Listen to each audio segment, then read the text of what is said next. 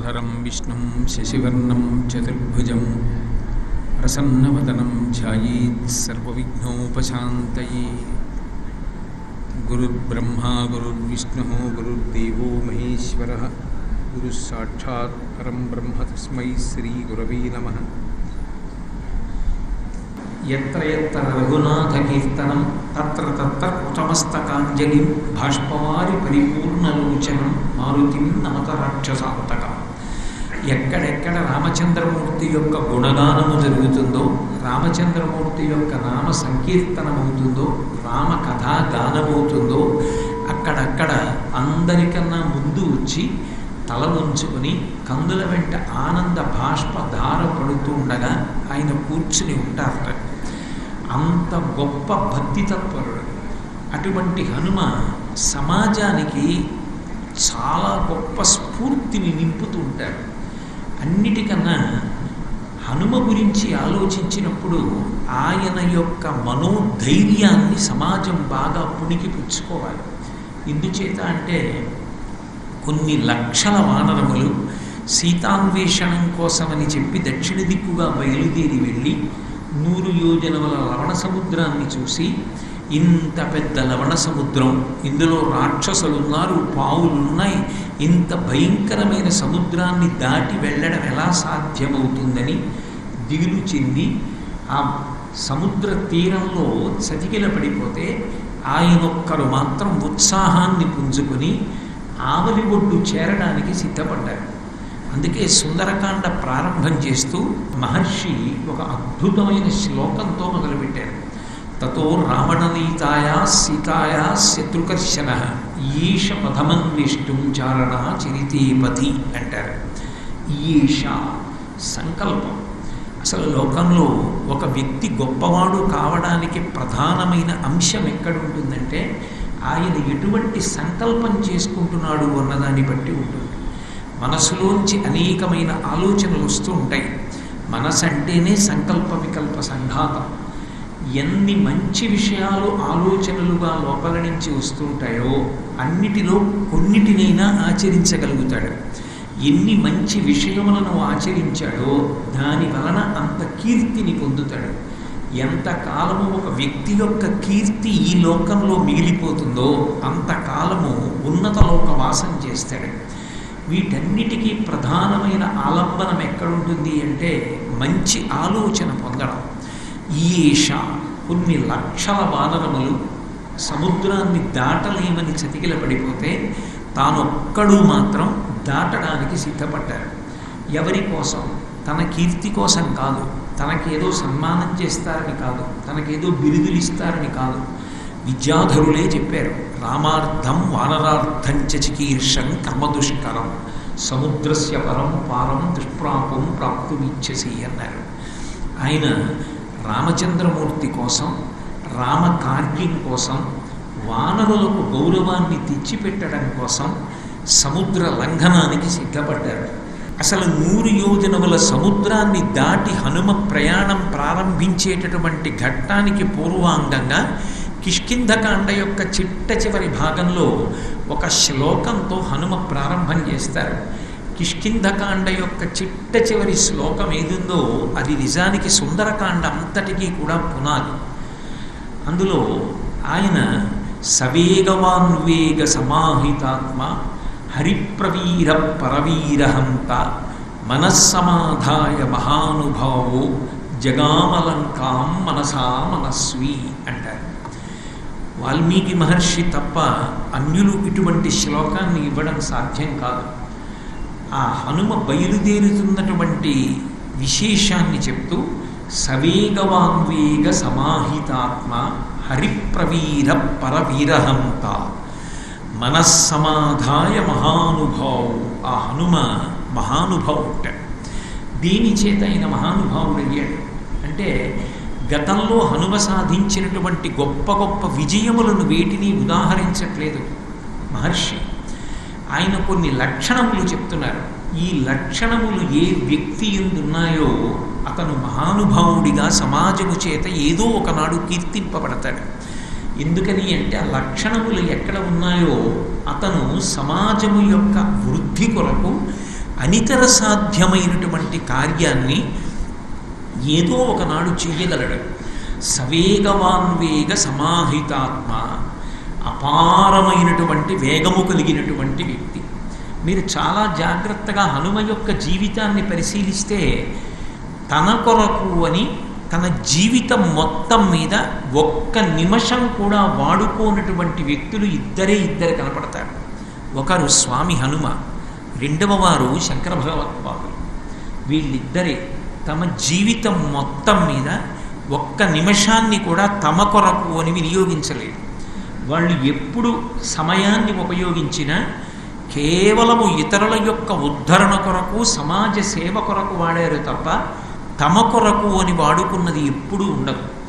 శరీరమునకు మనసుకు కూడా సమానమైన వేగమున్న హనుమ కేవలము ఇంద్రియ సుఖముల కొరకు మాత్రము కాకుండా సమాజ హితము కొరకు మాత్రమే కాలాన్ని వెచ్చించగలుగుతున్నారు అంటే ఆయన కన్నా ధన్యుడైన వ్యక్తి, ఆయన కన్నా సమాజమునకు ఆదర్శప్రాయుడైన వ్యక్తి ఎవరు ఉంటారు? సవేగవాన్వేగ సమాహితాత్మ. వేగము ఎంత ఉంటుందో ఆయన యొక్క ధ్యానశక్తి అంత ఉంటుంది. మీరు బాగా గమనిస్తే అందుకే హనుమయందు పరస్పర విరుద్ధమైన విషయములు ఒకచోటే నిలబడతాయి. ఎంత వేగంగా పెడతారో అంత నిశ్చలంగా ఓ చోట కూర్చుంటారు. ఎంత వేగం మనసుకుంటుందో అంత నిశ్చలంగా ధ్యానం చేయగలరు. ఎంత శక్తివంతుడో అంత వినయంగా ఉండగలరు. ఎంత మాట్లాడగలిగిన వ్యక్తో అంత మౌనంగా ఉండగలరు. ఇన్ని విరుద్ధమైన విషయములు స్వామి హనుమయందు మాత్రమే కేంద్రీకృతమై ఉంటాయి. ఎంత వేగం కలిగిన వారో అంత ధ్యాన దృష్టి కలిగిన వారు. ఒక పుస్తకాన్ని చదువుతున్నారనుకోండి, ఆయన పుస్తకాన్ని చదువుతున్నంతసేపు పుస్తకము ఆయనగా మారిపోతూ ఉంటుంది. ఇవాళ రహదారి ప్రమాదములు జరగడానికి కారణమైనప్పుడల్లా హనుమని జ్ఞాపకం తెచ్చుకోవాలి. హనుమ అయితే ఇలా నడిపుండేవారా? చెవుల నిండా గొట్టాలు పెట్టుకుని ద్విచక్ర వాహనం మీద పెడుతూ సంగీతం వింటారా? 4 చక్రాల వాహనం నడుపుతూ ఎదురుగుండా ఓ చిన్న తెర పెట్టుకుని చలనచిత్రం చూస్తారా? అప్పుడు మీరు చరవాణి మాట్లాడుతూ ఒక పక్కనేమో చేతిలో ఉన్న చక్రాన్ని తిప్పుతూ 2 కాళ్లతో మీ దగ్గరున్న పరికరాల్ని నొక్కుతూ ఎడం చేత్తో ఇంకొక పరికరాన్ని తిప్పుతూ ఎలా మీరు సావధానంగా వాహనాన్ని నడపగలరు?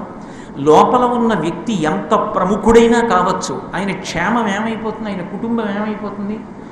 నేను నడుపుతున్నప్పుడు నేను నడపడం వెనక ఉన్నటువంటి వ్యక్తుల యొక్క కుటుంబాల క్షేమానికి కారణం. నన్ను నమ్మి వాళ్ళు కూర్చున్నారు, వాళ్ళ జీవితాలు నా చేతిలో ఉన్నాయి. కాబట్టి నేను ఎంతో జాగ్రత్తగా నడపాలి.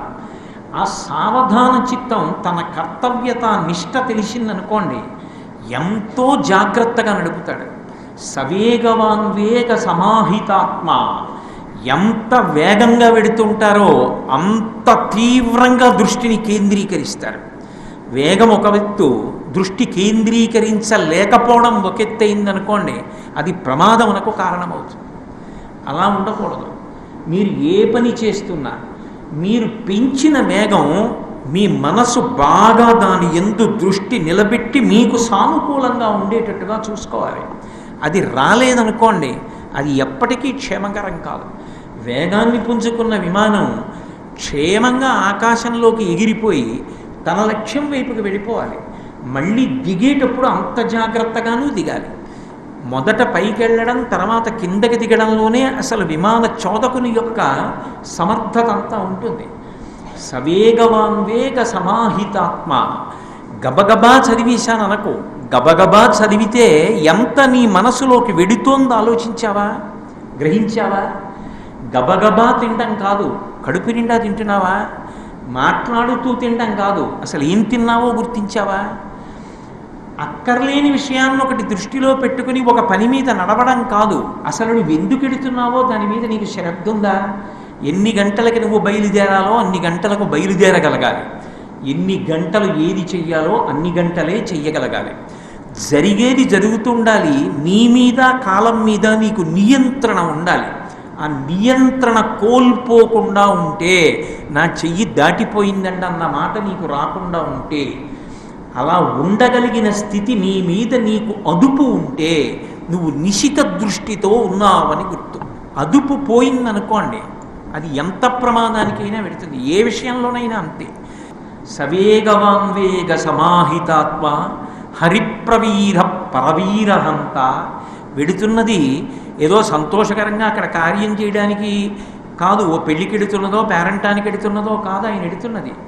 దేవేంద్రుడు కూడా ఎవరిని చూసి భయపడిపోతాడో, ఏ లంకాపట్టణాన్ని చేరడమే దుస్సాధ్యమో, అసలు ఏ పేరు ఎత్తడానికి కూడా భయపడతారో అటువంటి దుర్భేద్యమైనటువంటి కాంచన లంకా పట్టణానికి చేరుకుంటున్నాడు ఆయన.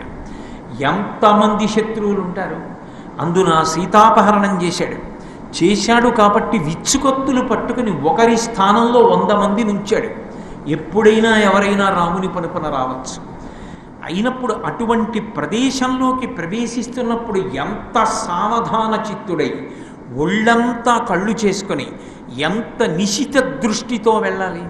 అసలు బయలుదేరి వస్తున్నాడు అనగానే ఇన్ని లక్షల మంది సముద్ర తీరంలో కూర్చున్నారు, ఆలోచించారు, వెళ్ళలేకపోయారు. జాంబవంతుడు స్తోత్రం చేశాడు. ఒక్క వ్యక్తి బయలుదేరుతున్నాడంటే ఈ వార్త రావణాసురుడికి చేరకుండా ఉంటుందనడానికి ఏమైనా ఆధారం ఉందా? బయలుదేరిన తర్వాత నిరాధారమైన ఆకాశ మార్గంలో వెడుతుండగా అవతల వైపు నుంచి శత్రువు వలన ఏదైనా ప్రమాదం వస్తే, అలాగని ఏ ప్రమాదం ఉండదని ధైర్యం చేయడము ప్రమాదం, ప్రమాదం ఉంటుందని భయపడిపోయి చతికిలబడిపోవడము ప్రమాదం. అలా కాకుండా వస్తే తట్టుకోగలనన్న ఆత్మవిశ్వాసం ఒకవైపు ఉండడం, ఆత్మవిశ్వాసంతో అతిగా ప్రవర్తించకుండా సావధాన చిత్తంతో ప్రవర్తించగలగడం ఒక ఎత్తు. ఇవి ఆయన యందున్నాయి. ఇది ప్రతి వ్యక్తి నేర్చుకోవాలి. ఇది లేని సుందరకాండ లేదు. హనుమకి ఇవి లేకపోతే సుందరకాండలో ఆయన గెలుపు లేదు. అందుకే మహర్షి తతో రావణ నీతాయాతో సుందరకాండ మొదలుపెట్టిన పునాది పైకి కనపడదు కాబట్టి వెనకనున్నటువంటి కాండలో చివరి శ్లోకంలో పునాది వేశారు. సవేగవాన్వేగ సమాహితాత్మ హరిప్రవీర పరవీరహంత మనస్సమాధాయ మహానుభావో. మనస్సుని అలా కేంద్రీకరించగలరు. ఒకసారి ఏదైనా పరిశీలనాత్మకంగా ఇలా చూశారనుకోండి, ఆయన మనసులో ముద్రపడిపోతుంది. ఇక మళ్ళీ జ్ఞాపకం తెచ్చుకోవడానికి ఆయన కష్టపడక్కర్లేదు. ఏది చూసినా ఏది చేసినా అలా జ్ఞాపకం ఉంటుంది. అంటే మనసుని అలా కేంద్రీకరించగలరు. అందుకని మహానుభావు. హనుమ యొక్క గొప్పతనం ఏంటంటే, ఏదో శత్రువుల్ని చంపవలసి వస్తే ఆయనకి అస్త్రశస్త్రములు అక్కర్లేదు. అది ఆయన గొప్పతనం, అది ఆయన విశ్వాసం, తన శరీరం మీద తనకున్న నమ్మకం. ఆయన ఏదో గద కావాలి, కత్తి కావాలి, శూలం కావాలి, నాకు ఇంకో ఆయుధం కావాలి అని ఆయన అడగరు. అందుకే జయమంత్రంలో ఆయనే చెప్పుకున్నారు, జయచ్చతి బలో రామో లక్ష్మణశ్చ మహాబల రాజాజయితి సుగ్రీవో రాఘవేణాభిపాలిత దాసోహం కోసలేంద్రస్య రామస్య అక్లిష్టకర్మణ హనుమాన్ శత్రుసైన్యానాం నిహంత మారుతాత్మజ న రావణ సహస్రం మే యుద్ధే ప్రతిఫలం భవేత్ శిలాభిస్తు ప్రహరత పాదపైశ్చ సహస్రశ అర్దయిత్వా పురీం లంకాం అభివజ్య చ మైథిలీం సమృద్ధార్థో గమిష్యామి విశతాం సర్వరక్షసాం అని చెప్పారు. పాదముల కింద పెట్టి తొక్కేస్తాను, అరిచేతుల కింద పెట్టి మర్దించేస్తాను, గోళ్లతో గిల్లేస్తాను, మోచేతుల కింద పెట్టి నొక్కేస్తాను. గోబ మీద కొడితే నవరంధ్రములలోంచి నెత్తురు కారిపోవలసింది. ఇవన్నీ అక్కర్లేదు. ఒక పెద్ద మహానాదం చేశానంటే చాలు, గుండెలు బద్దలైపోతాయి. శక్తి నాయందున్నది. అసలు తన శక్తి మీద తనకి నమ్మకం లేనివాడు లోకంలో ఏ పని సాధించలేడు. అందుకే మనస్సమాధాయ మహానుభావో జగామలంకాం మనసా మనస్వి. అది హనుమ గొప్పతనం. మనసుతో వెళ్ళలేక చతికిలబడిపోయారు లక్షల మంది. అమ్మ బాబోయ్, లంకగా ఏమిటి, ఇంద్రజిత్ ఉంటాడు అక్కడ, కుంభకర్ణుడు ఉంటాడు, రావణాసురుడు ఉంటాడు, ప్రహస్తుడు ఉంటాడు, కొన్ని లక్షల మంది రాక్షసులు ఉంటారు. దేవతలు కూడా దాని వైపు కన్నెత్తి చూడరు. ఐరావతంతో యుద్ధం చేస్తే తొండం పెట్టి కొడితే పడిన ఘాట్లు రావణాసురుడి శరీరం మీద ఉంటాయి. శ్రీ మహావిష్ణువు సుదర్శన చక్రం విడిచిపెడితే అక్కడక్కడ తెగిన ఘాట్లు శరీరం మీద ఉంటాయి. ఇంద్రుడు వజ్రాయుధం పెట్టి కొడితే పడిన పుండు మానిపోయి మచ్చలు పడి ఉంటుంది. సుందరకాండలోనే చెప్పారు. అటువంటి మహావీరుడు ఆయన కావాలని ఎత్తుకెళ్ళిన సీతమ్మ. ఆవిడ జాడ కనిపెట్టడానికి నేను ఎడుతున్నాను రాముడి పక్కనని తెలిస్తే ఇంకేమైనా ఉందా అన్న ఆలోచనతో చతికిలబడిపోయారు. హనుమ జగామలంకాం మనసామనస్వి, శరీరంతో ఇంకా లంకకి వెళ్ళలేదు. కిష్కింధకాండ చివరి శ్లోకం కదూ, మనసుతో మాత్రం వెళ్ళిపోయారు. ఇది మనిషికి కావాలి. అన్ని దిక్కులకు వానరములను పంపించాడు సుగ్రీవుడు. దక్షిణ దిక్కుకి వానరుల్ని పంపించవలసి వచ్చింది. యువరాజు అంగదుడు. అందుకని యువరాజుని నాయకుడిగా పెట్టాలి. అందుకని యువరాజునే నాయకుడిగా పెట్టాడు. నాయకుడిగా పెట్టి అన్ని వైపులా వెళ్ళవలసినటువంటి ప్రాంతములనన్నిటినీ చెప్పాడు. దక్షిణ దిక్కున ఇదిగో పితృలోకం వరకు వెళ్ళగలరు, అంతకన్నా ఇక మనుష్యులు ఈ శరీరంతో వెళ్ళలేరు, అక్కడ వరకు సీతమ్మని వెతకండి అని చెప్పాడు. అంగదుడి నాయకత్వంలో వానరులందరూ ఉత్సాహంగా బయలుదేరారు. అన్ని దిక్కులకు అలాగే బయలుదేరారు. ఇక్కడ అంతే ఉత్సాహంగా బయలుదేరారు. అందులో సభ్యుడు హనుమ. ఆయన నాయకుడు కాదు. మీరు అది గుర్తుపెట్టుకోవాలి. శ్రీరామాయణంలో ఒక అద్భుతం జరిగింది. రామచంద్రమూర్తికి ఒక లక్షణం ఉంది. ఎవరైనా రాముడికి ఒక చిన్న ఉపకారం చేశారనుకోండి, వెంటనే 1,000,000 రెట్లు ప్రత్యుపకారం చేసేస్తాడు రాముడు. బాకీ ఉంచుకోడు. రామతత్వం అంతే, ఇప్పటికీ అంతే. రాముణ్ణి నమ్ముకున్న వాళ్ళకి ఉపకారం చేసేస్తాడు తప్ప రాముడు ఉపకారం పొంది ప్రత్యుపకారం చేయకుండా ఉండడు. అందుకే శ్రీరామాయణంలో అందరికీ ప్రత్యుపకారం చేశాడు. ఒక్క హనుమ దగ్గరికి వచ్చేటప్పటికి మాత్రం దగ్గరకు వెళ్ళి కౌగిలించుకున్నారు. కౌగిలించుకుని ఒక మాట అన్నారు, మదంగే జీర్ణతాం యాతు యత్వయోపకృతం కపీహి నరహ ప్రత్యుపకారాణం ఆపత్సాయ అతిపాత్రతాం అన్నారు. ఓ హనుమ, నీవు చేసిన ఉపకారము నా శరీరమునందు జీర్ణమైపోవుగాక. నీకు నేను ప్రత్యుపకారము చెయ్యలేను. ఎందుకంటే ఎవరికీ రాకూడనంత పెద్ద ఆపద నాకొస్తే ఆ ఆపదలో నాకు నేను కూడా సహాయం చేసుకోలేని స్థితిలో నిలబడిపోతే అప్పుడు అక్కరకొచ్చి నువ్వు నాకు ఉపకారం చేశావు. భార్య కనపడకుండా పోతే వెళ్ళి జాడ కనిపెట్టి వచ్చి జాడ చెప్పి సీతారాముల్ని కలిపిన మహానుభావుడు అయ్యావు. నీకు నేను ఉపకారం చేయాలంటే మీ ఆవిడ్ని కూడా ఎవరో ఎత్తుకుపోవాలి. ఎత్తుకుపోతే నేను ఆ జాడ కనిపెట్టి వచ్చి నీకు చెప్పాలి, మీ ఇద్దరిని కలపాలి. నీకటువంటి రోజు రాకుండుగాక. నీ మంచితనానికి, నీ ధర్మనిష్టకి, నీ భక్తికి నీకటువంటి ఆపద రాదు. కాబట్టి నేను నీకు ప్రత్యుపకారం చెయ్యలేను కాబట్టి నువ్వు చేసిన ఉపకారము నా శరీరమునందు జీర్ణమైపోవుగాక. ఏ పదవి ఉంటే చేశారు ఈ పని హనుమ? పోనీ చేశాకే పదవి అడిగారు? అందరూ అన్నీ తీసేసుకున్నారు, హనుమ మిగిలిపోయారు. అప్పుడు చూశారు రామచంద్రమూర్తి, హనుమ నీకేమి ఇవ్వాలి అని అడిగారు. అడిగితే ఆయన అన్నారు, ప్రభు నాకు ఒక్క పదవి ఇప్పించండి. అందరూ అన్ని పదవులు తీసుకున్నారు కదూ, దాని గురించి నాకు చింత లేదు. నాకు ఒక చిన్న పదవి ఇవ్వండి. ప్రభువులు ఆవలిస్తే వాళ్ళకి వాళ్ళు చిటికి వేసుకోకూడదు, పక్కన ఇంకొకరు ఉండి చిటికి వెయ్యాలి. దానికి అలా జాగ్రత్తగా చూస్తూ ఆవలిస్తే చిటికి వేయడానికి పెద్ద సమర్థత ఉంది, పెద్ద చదువుకోవాలా, విద్వాంసులు అయి ఉండాలా? ఓ వ్యక్తిని పెట్టుకుంటారు, అదో మర్యాద. అందుకని అటువంటి వ్యక్తి ఉంటారు. స్వామి, నేను మీరు ఆవలించినప్పుడు చిటికేసే ఉద్యోగం నాకు ఇవ్వండి అన్నారు. అది ఇవ్వనా నీకన్నారు. అదే కావాలి నాకు, అదే ఇవ్వండి అన్నారు. సరే ఇచ్చానన్నారు. ఇప్పుడు నాకు మహాసంతోషం. ఎందుకు అన్నారు. మీరు ఎప్పుడు ఆవలిస్తారో ఎవరికి తెలుసు, అందుకని నేను ఇప్పుడు మీ పక్కనే ఉంటా, నాకు ఇంతకన్నా ఏం కావాలి? అది హనుమద్భక్తి అంటే. ఆయనకి ప్రభు సేవ కోరారు తప్ప నాకిది కావాలని అడిగింది లేదు. ఎవరు ఉండగలరు అలా? ఆయన లాంటి ఆదర్శమూర్తి లోకంలో ఎక్కడుంటాడు? ఎంత స్ఫూర్తిదాయకుడు సమాజానికి. హనుమ నుంచి నేర్చుకోవలసిన విషయం. అటువంటి హనుమ దక్షిణానికి వెడుతున్నటువంటి వానర సమూహంలో ఒక సభ్యుడు. అంగదుడు నాయకుడు, వెళ్ళిపోతోంది సమూహం. సుగ్రీవుడు హనుమనొక్కరినే వెనక్కి పిలిచారు. అలా ఎవ్వరినీ పిలవలేదు. ఏ దిక్కుకు వెడుతున్న వానరుల్లోంచి ఒక్కడిని వెనక్కి సుగ్రీవుడు పిలవల. హనుమనొక్కరినే పిలిచారు. పిలిచి ఒక మాట అన్నారు,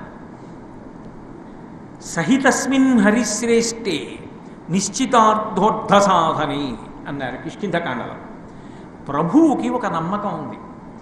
పంపాలి కాబట్టి నేను అన్ని దిక్కులకి అందరినీ పంపాను. ఇతన్ని దక్షిణ దిక్కుకు వెళ్ళే బృందంలో పంపుతున్నాను. కొన్ని లక్షల మందిని పంపుతున్నాను. అంగదుణ్ణి నాయకుడిగా పంపుతున్నాను. కానీ ఈయన మాత్రమే కార్యసాధన చేస్తాడు. ఎందుకంటే నేను రాముడికి మాటిచ్చాను, నీ భార్య జాడ కనిపెడతాను, వాలి సంహారమై నాకు పట్టాభిషేకం జరిగాకని. ఇప్పుడు నేను మాట నిలబెట్టుకోవడం హనుమ మీద ఆధారపడి ఉంది.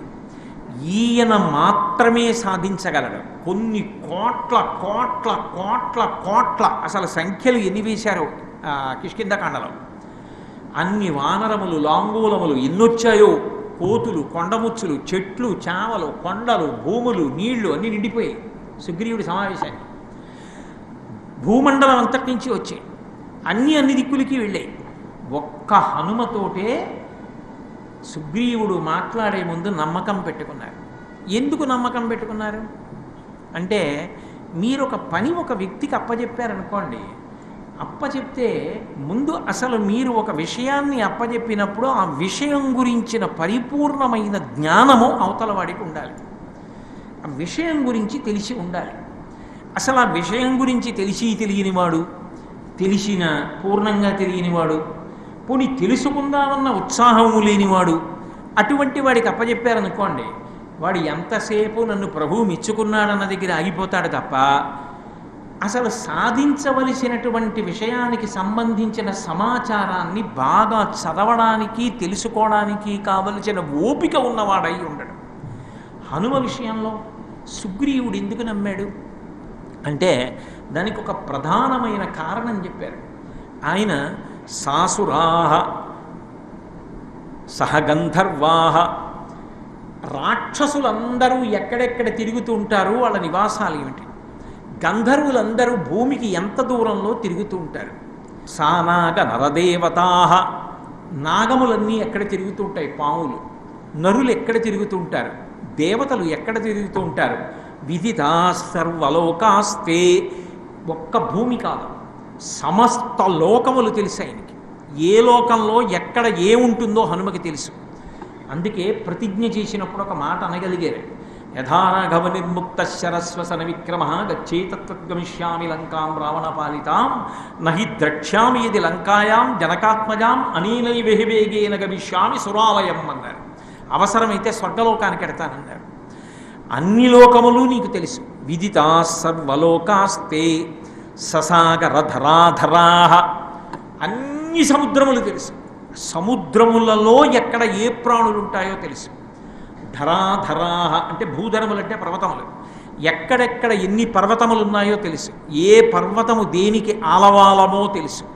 అంటే సీతమ్మ జాడ కనిపెట్టాలి అంటే లంకలోనే ఉందని ఏమి నమ్మకం? ఎత్తుకెళ్ళిన వాడు ఎక్కడ దాచాడు?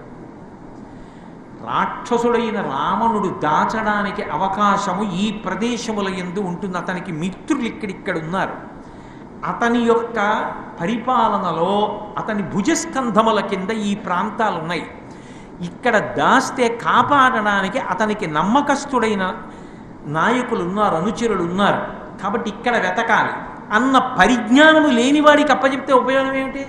అంటే ప్రభువు పక్షపాతంతో అప్పచెప్పకూడదు, విషయ పరిజ్ఞానం ఉన్నవాడికి అప్పచెప్పాలి. విషయ పరిజ్ఞానము ఒక రాత్రి వచ్చేది కాదు, నిరంతర పరిశీలనము వలన వస్తుంది. ఒక ఉద్యోగికి ఏ లక్షణములు ఉండాలో ఆ లక్షణములన్నీ ఆయనకున్నాయి. ఇన్ని నాకు తెలుసు కానీ నాకు ఏ పదవి ఉందని చేయాలి? నేను ఇంత గొప్పవాడిని అని తెలుసున్నప్పుడు నాకు పదవి ఇచ్చేయంటి, ఇవ్వనప్పుడు నేనెందుకు చేయాలి అని ఆయన అనలేదు. నాకన్నా తక్కువ వాడు యువరాజు దగ్గర నేనెందుకు చేయాలి? అంగదుడు నాకన్నా గొప్పవాడా, ఆయన దగ్గర నేను చేయడం ఏమిటి అనలేదు. యువరాజు అంగదుడు రాజుతో సమానంగా గౌరవించాడు. రామాయణం జీవధార.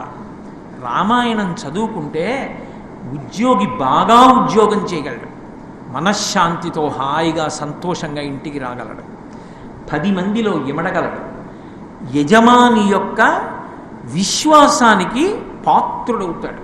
అందుకే సుగ్రీవుడు హనుమని దగ్గరికి పిలిచారు. పిలిచి ఒక మాట అన్నారు, గతిర్వేగశ్చ తేజశ్చ లాఘవంచ మహాకపేహి పితుస్తే సదృశం వీర మారుతశ్చ మహౌజసహ అన్నారు. ఓ హనుమ, గతిర్వేగశ్చ తేజశ్చ లాఘవంచ మహాకపే. ఏదో ప్రయాణం చేయడం వేరు, లక్ష్యము తెలిసి ఆలోచనతో వ్యూహాత్మకంగా ప్రయాణం చేయడం వేరు. గతి ఉండాలి, వేగం ఉండాలి. రెండిటినీ కలుపుకోగలిగిన వాడు మాత్రమే లక్ష్యమును చేరగలుగుతాడు. ఓ హనుమ, నీ ఎందు గతిర్వేగశ్చ తేజశ్చ, ఆ ఆలోచన నిరంతరము ఆలోచిస్తూ ఉంటావు. ఇది ఇలా జరిగితే ఇలా, ఇలా జరగకపోతే ఇలా, ఎప్పటికప్పుడు వ్యూహాన్ని నువ్వు సిద్ధం చేసుకుంటూ ఉంటావు. అలా వ్యూహరచన చేసుకుంటావు కాబట్టి నీకు పరీక్ష తట్టుకోవడం తేలికవుతుంది. అలా కాకుండా ఇలాగే ఉంటుందని వెళ్ళిన వాడికి ఓ విఘ్నం వచ్చిందనుకోండి, చేతిలోంచి జారిపోయినటువంటి మృత్పిండం, మట్టి ముద్ద జారిందనుకోండి, నేలను అంటుకుంటుంది.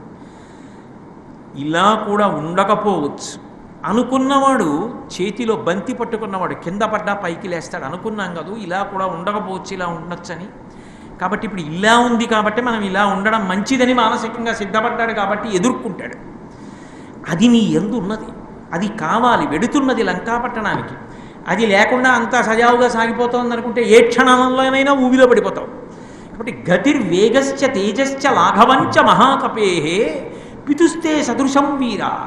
ఇది నీకు మీ నాన్నగారి దగ్గర నుంచి అలవాటైందయా. మహానుభావుడు గదు వాయుదేవుడు. ఎంత వేగం, ఎంత ఉపకార బుద్ధి. నేనేమో ఇన్ని శరీరాలు నిలబెట్టారా, నాకు శరీరం లేదా అని ఆయన అండం. అశరీర శరీరేషు చలతిపాలయన్ అంటారు రామాయణ ఉత్తరకాండలోని. ఆయన అశరీర శరీరేషు వాయు చలతిపాలయన్. ఆయన ఏ శరీరం లేకుండానే అన్ని శరీరాల్లోకి వెడతాడు. చరతి, తిరుగుతూ ఉంటాడు. తిరుగుతూ శరీరములను పరిపాలిస్తూ ఉంటాడు. లోపలికి ఊపిరిళ్ళు వస్తే కదా బతికి ఉండడం. లోకానికి అంతటికీ ఉపకారం చేయడం మీ నాన్నగారికి అలవాటు. తనకి శరీరం లేకపోయినా శరీరాన్ని నిలబెడతాడు. ఆ ఉపకార బుద్ధి నీకొచ్చింది. నాకేమొస్తుందని ఆలోచించవు, నేను ఇది చెయ్యాలి వాడికని చేస్తావు. కాబట్టి పితుస్తే సదృశం వీర మారుతస్య మహౌజస. మహాతేజోవంతుడైనటువంటి నీ తండ్రి వాయుదేవుడు ఎటువంటి వాడో నువ్వు అటువంటి వాడివి. యజమాని యొక్క నమ్మకాన్ని సాధించుకున్నవాడెవరో వాడే గొప్ప ఉద్యోగం. అసలు ముందు ప్రభువుకి నమ్మకం ఉండాలి. ఇది ఎవరు పెట్టారు ఈ దస్త్రం అంటే ఫలానాయన పెట్టారు, చూడక్కర్లేదా ఏం రాశాడు, ఈ డబ్బు ఇచ్చని రాశాడా, ఇచ్చని రాశాడు, సంతకం పెట్టచ్చు పర్వాలేదు. ఎందుకని ఆయనేం దానికోసం కింద చేతులు మీద చేతులు పెట్టేవాడు ఏం కాదు. ఆయన వచ్చిన జీతంతో బతికేవాడు. అక్కడ ఎలా ఉందో నియమం అలాగే ప్రవర్తించేవాడు. కాబట్టి ప్రభువుకి విశ్వాసం ఉండాలి. ప్రభు విశ్వాసమును చూరగొనకుండా ఎంతకాలం ఉద్యోగము చేసినా దాని వలన ప్రయోజనం ఉంటుంది, కార్యసిద్ధి ఉన్నది అని చెప్పడం కష్టం. ఉద్యోగంలో మనిషికి మానసికమైన గొప్ప సంపద ఏమిటి అంటే, నేను ఆయన దగ్గర ఉన్నానన్న విషయం చేత ఆయన సంతోషంగా ఉన్నాడు. ఇతను నా దగ్గర పనిచేస్తున్నాడని ఆయన సంతోషిస్తున్నాడు. చాలు. నీకు విషయ పరిజ్ఞానం ఉండాలి. అందుకే వేరొక్క మాట అన్నాడు, త్వయ్యేవ హనుమన్నస్తి బలం బుద్ధి పరాక్రమ దేశకాలానువృత్తిశ్చ నయశ్చ నయపండిత. ఒక కార్యాన్ని సాధించడంతో పాటుగా నీతి తెలిసిన్నవాడై ఉండాలి. ఎంత సమర్థత ఉందో అంత అవినీతి ఉందనుకోండి, అంతకన్నా పెద్ద జలగ ప్రపంచంలో ఉండదు. వాడి వల్ల ఆ సంస్థకంతటికీ కూడా చీడాపీడా పట్టుకుంటాయి. నీతి ప్రధానం. అందుకే నయశ్చ నయ పండిత పండాహ అంటే ఆలోచన. నీతి తెలిసి ఉండడం వేరు, నీతిని ఆచరించడం వేరు. నీకు నీతి తెలుసు, నీతిని ఆచరిస్తావు కూడా. ప్రభువు నా మీద ఇంత నమ్మకం పెట్టుకున్నాడు, మీ మీద ఎవరి మీద పెట్టుకున్నాడు? నన్ను ఇలా అన్నాడు వెళ్ళేటప్పుడు తెలుసా అని వెళ్ళి చెప్పాడు అనుకోండి, మిగిలిన వాళ్ళందరూ అంటే ప్రభువుకు మన మీద నమ్మకం లేదనమాట అంటారు. ప్రభువు చెప్పిన దాన్ని గుండెల్లో పెట్టుకుని ఎవరికీ చెప్పకుండా కార్యం సాధించగలగాలంతే. వెళ్ళి మళ్ళీ హనుమ ఎవరికైనా చెప్పారా? చెప్పరు రామాయణంలో. అది నీతి. ప్రభువు నమ్మి ఓ మాట అంటాడు, చటుక్కుని ఓ మాట మాట్లాడతాడు. తన ఉద్యోగితో మాట్లాడేటప్పుడు ఏదో అనొచ్చు, వెంటనే బయటికి వెళ్ళగానే ఆ దస్త్రం అక్కడ బారేసి కూర్చొని ఇవాళ ఏమన్నారో తెలుసా అని వెంటనే బయటికి వెళ్ళి చెప్పకూడదు. నయశ్చ నయ పండిత. ఇప్పుడు నాకు చెప్పండి, ఆయన ఉద్యోగులకు ఆదర్శం కాదా? సమాజంలో ఆయన ఏ వర్గానికి ఆదర్శం కారు? అందరికీ ఆదర్శం స్ఫూర్తి. మనిషి మానసికంగా బలంగా ఉండడం. ఉద్యోగుల పట్ల ఎంత ఆదర్శవంతం. రాముడు అక్కడే కూర్చుని చూస్తున్నాడు. అన్ని దిక్కులకు అందరినీ పంపించాడు. ఒక్క హనుమని పిలిచి మాత్రం ఒక మాట అన్నాడు, నీకు ఇన్ని బలాలు ఉండడం ఒకెత్తు, అన్నిటికన్నా నీ ఎందుకు గొప్ప లక్షణం ఉంది. అదేమిటో తెలుసా? దేశకాలానువృత్తిశ్చ నయశ్చ నయ పండిత. దేశకాలముల యందు అవసరమైతే నువ్వు వంగిపోగలవు. ఆ వంగిపోవడం చేతకాని వ్యక్తి ఏది సాధించలేడు. ప్రభువు కోసం తాను అవమానపడవలసి ఉంటుంది. తాను పనిచేసే సంస్థ గౌరవాన్ని నిలబెట్టడానికి తాను వ్యక్తిగతంగా కష్టపడవలసి ఉంటుంది.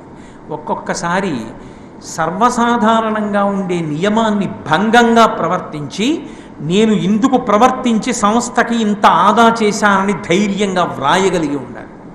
అందుకే సుందరకాండలో చిట్ట చివర ఆయనని తాళ్లతో కట్టి తోకకి అగ్ని పెట్టి చారీకుడు చారీకుడు అంటూ రథంలో తిప్పుతుంటే ఆయన ఒక మాట అనుకున్నారు, నన్ను తిప్పితే తిప్పారు, చారీకుడు గూఢచారి అంటే అన్నారు, తోకకి నిప్పు పెడితే పెట్టారు. నా వలన ప్రభువుకి ఒక కార్యం నడుస్తోంది. నేను రాత్రి లంకలో తిరిగాను, అంత బాగా చూడలేదు.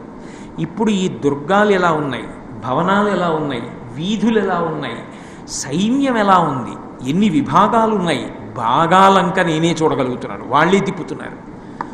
నా ప్రభువు కోసం నేను ఈ మాత్రం బాధపడితే మాత్రం రేపొద్దున్న యుద్ధానికి వచ్చినప్పుడు లంకాపట్టణం ఆనుపానులన్నీ నాకే తెలిసి వచ్చాయి. ఇది నాకు మహోపకారం. నేను కష్టపడవచ్చుగాక, అవమానపడవచ్చుగాక, వాళ్ళు నన్ను అవమాన పెట్టవచ్చుగాక, కానీ నా వలన ప్రభువుకి ఉపకారం జరుగుతోందా లేదా, అది ఆలోచన సరళి.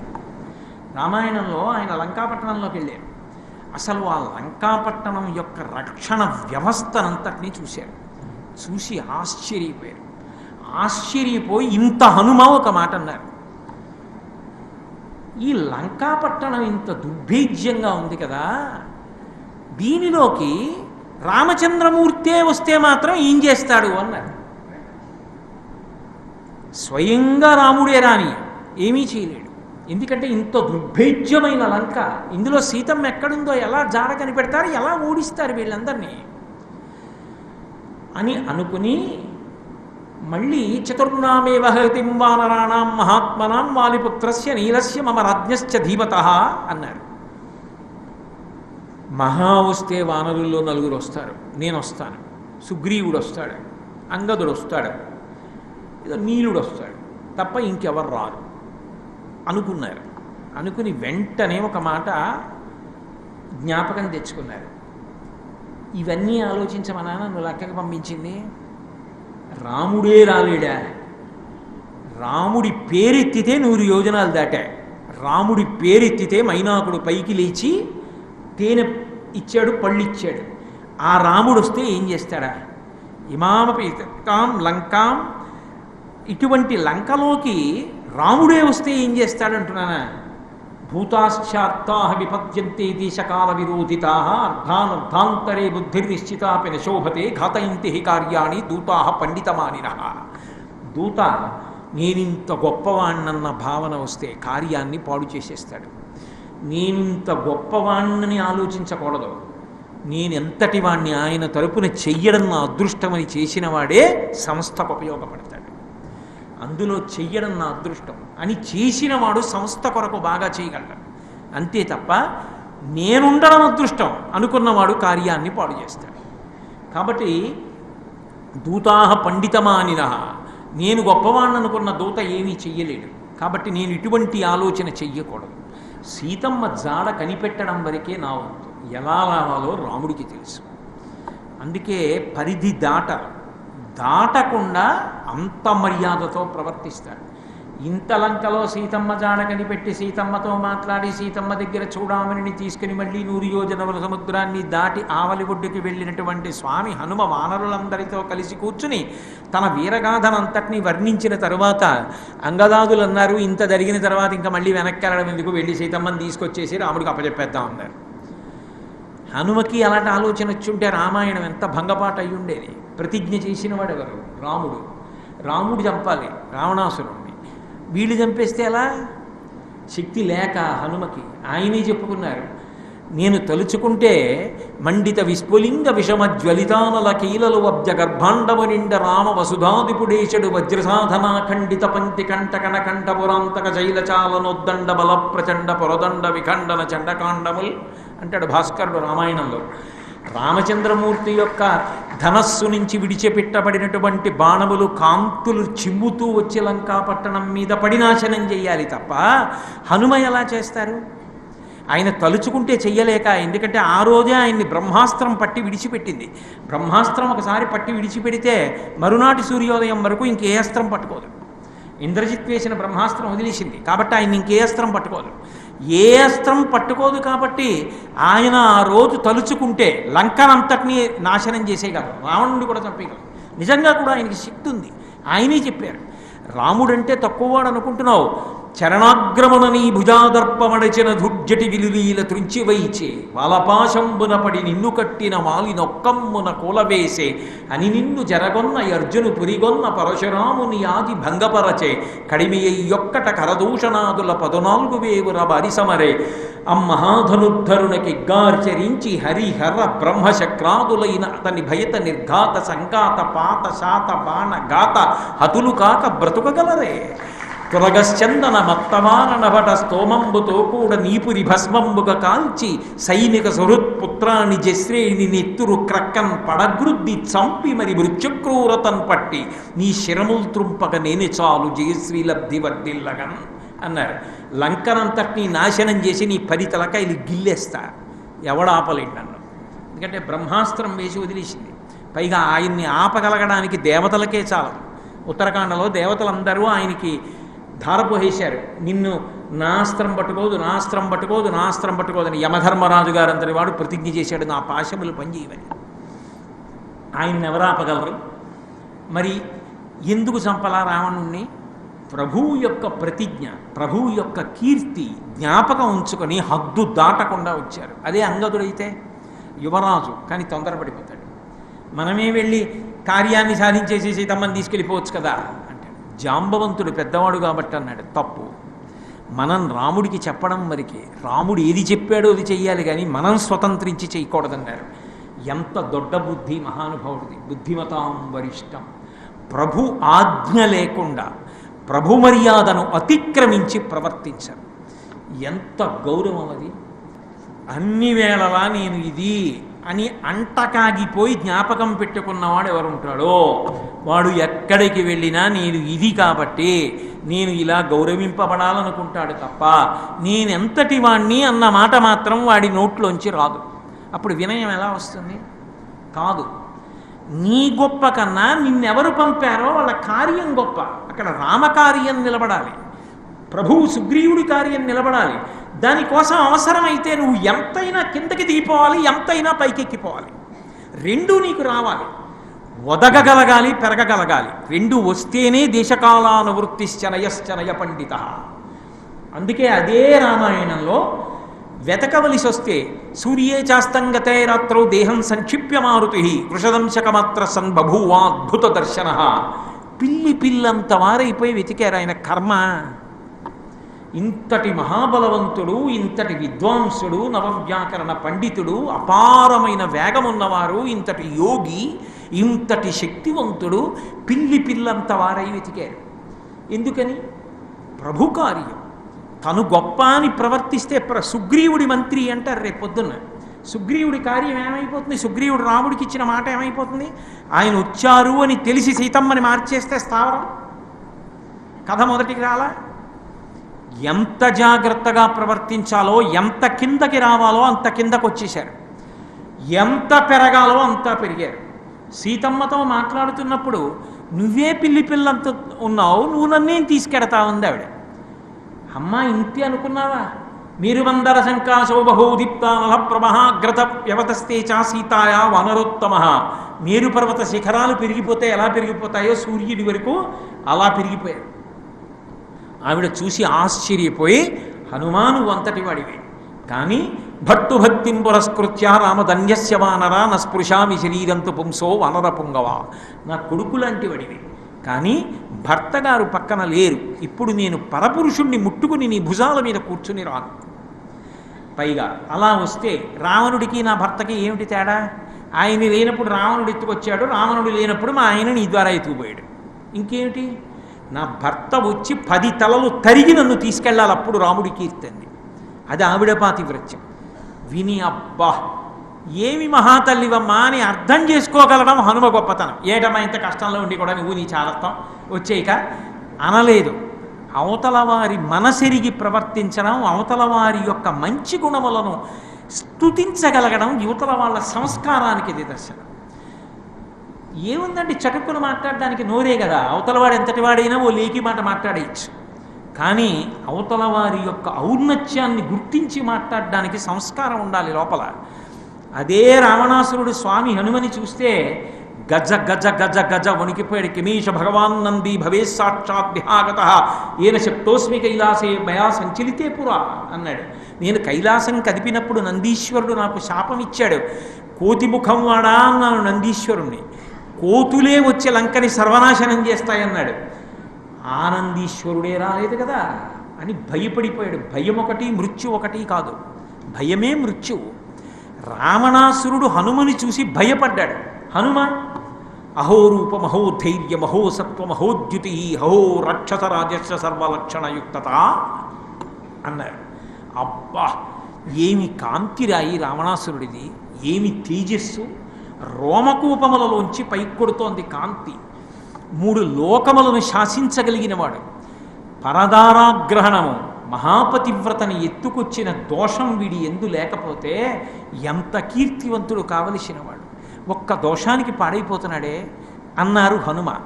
అవతలవాడు బద్ధశత్రువైనా తప్పు చేసిన వాడైనా మంచిని చూసి మాట్లాడడం హనుమ గొప్ప.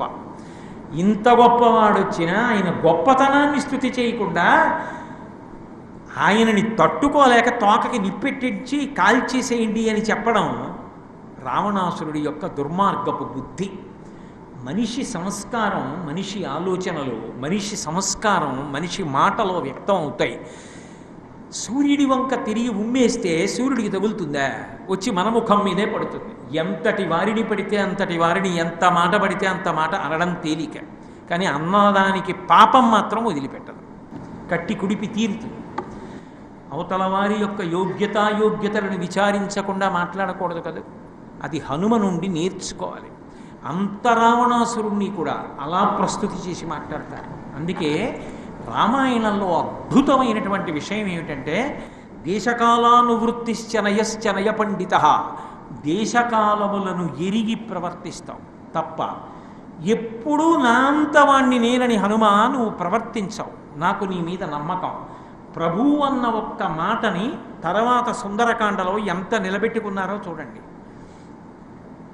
పంపుతున్నవాడు రాజు, పంపుతున్నది యువరాజుని నాయకుడిని చేసి వానరుల్ని.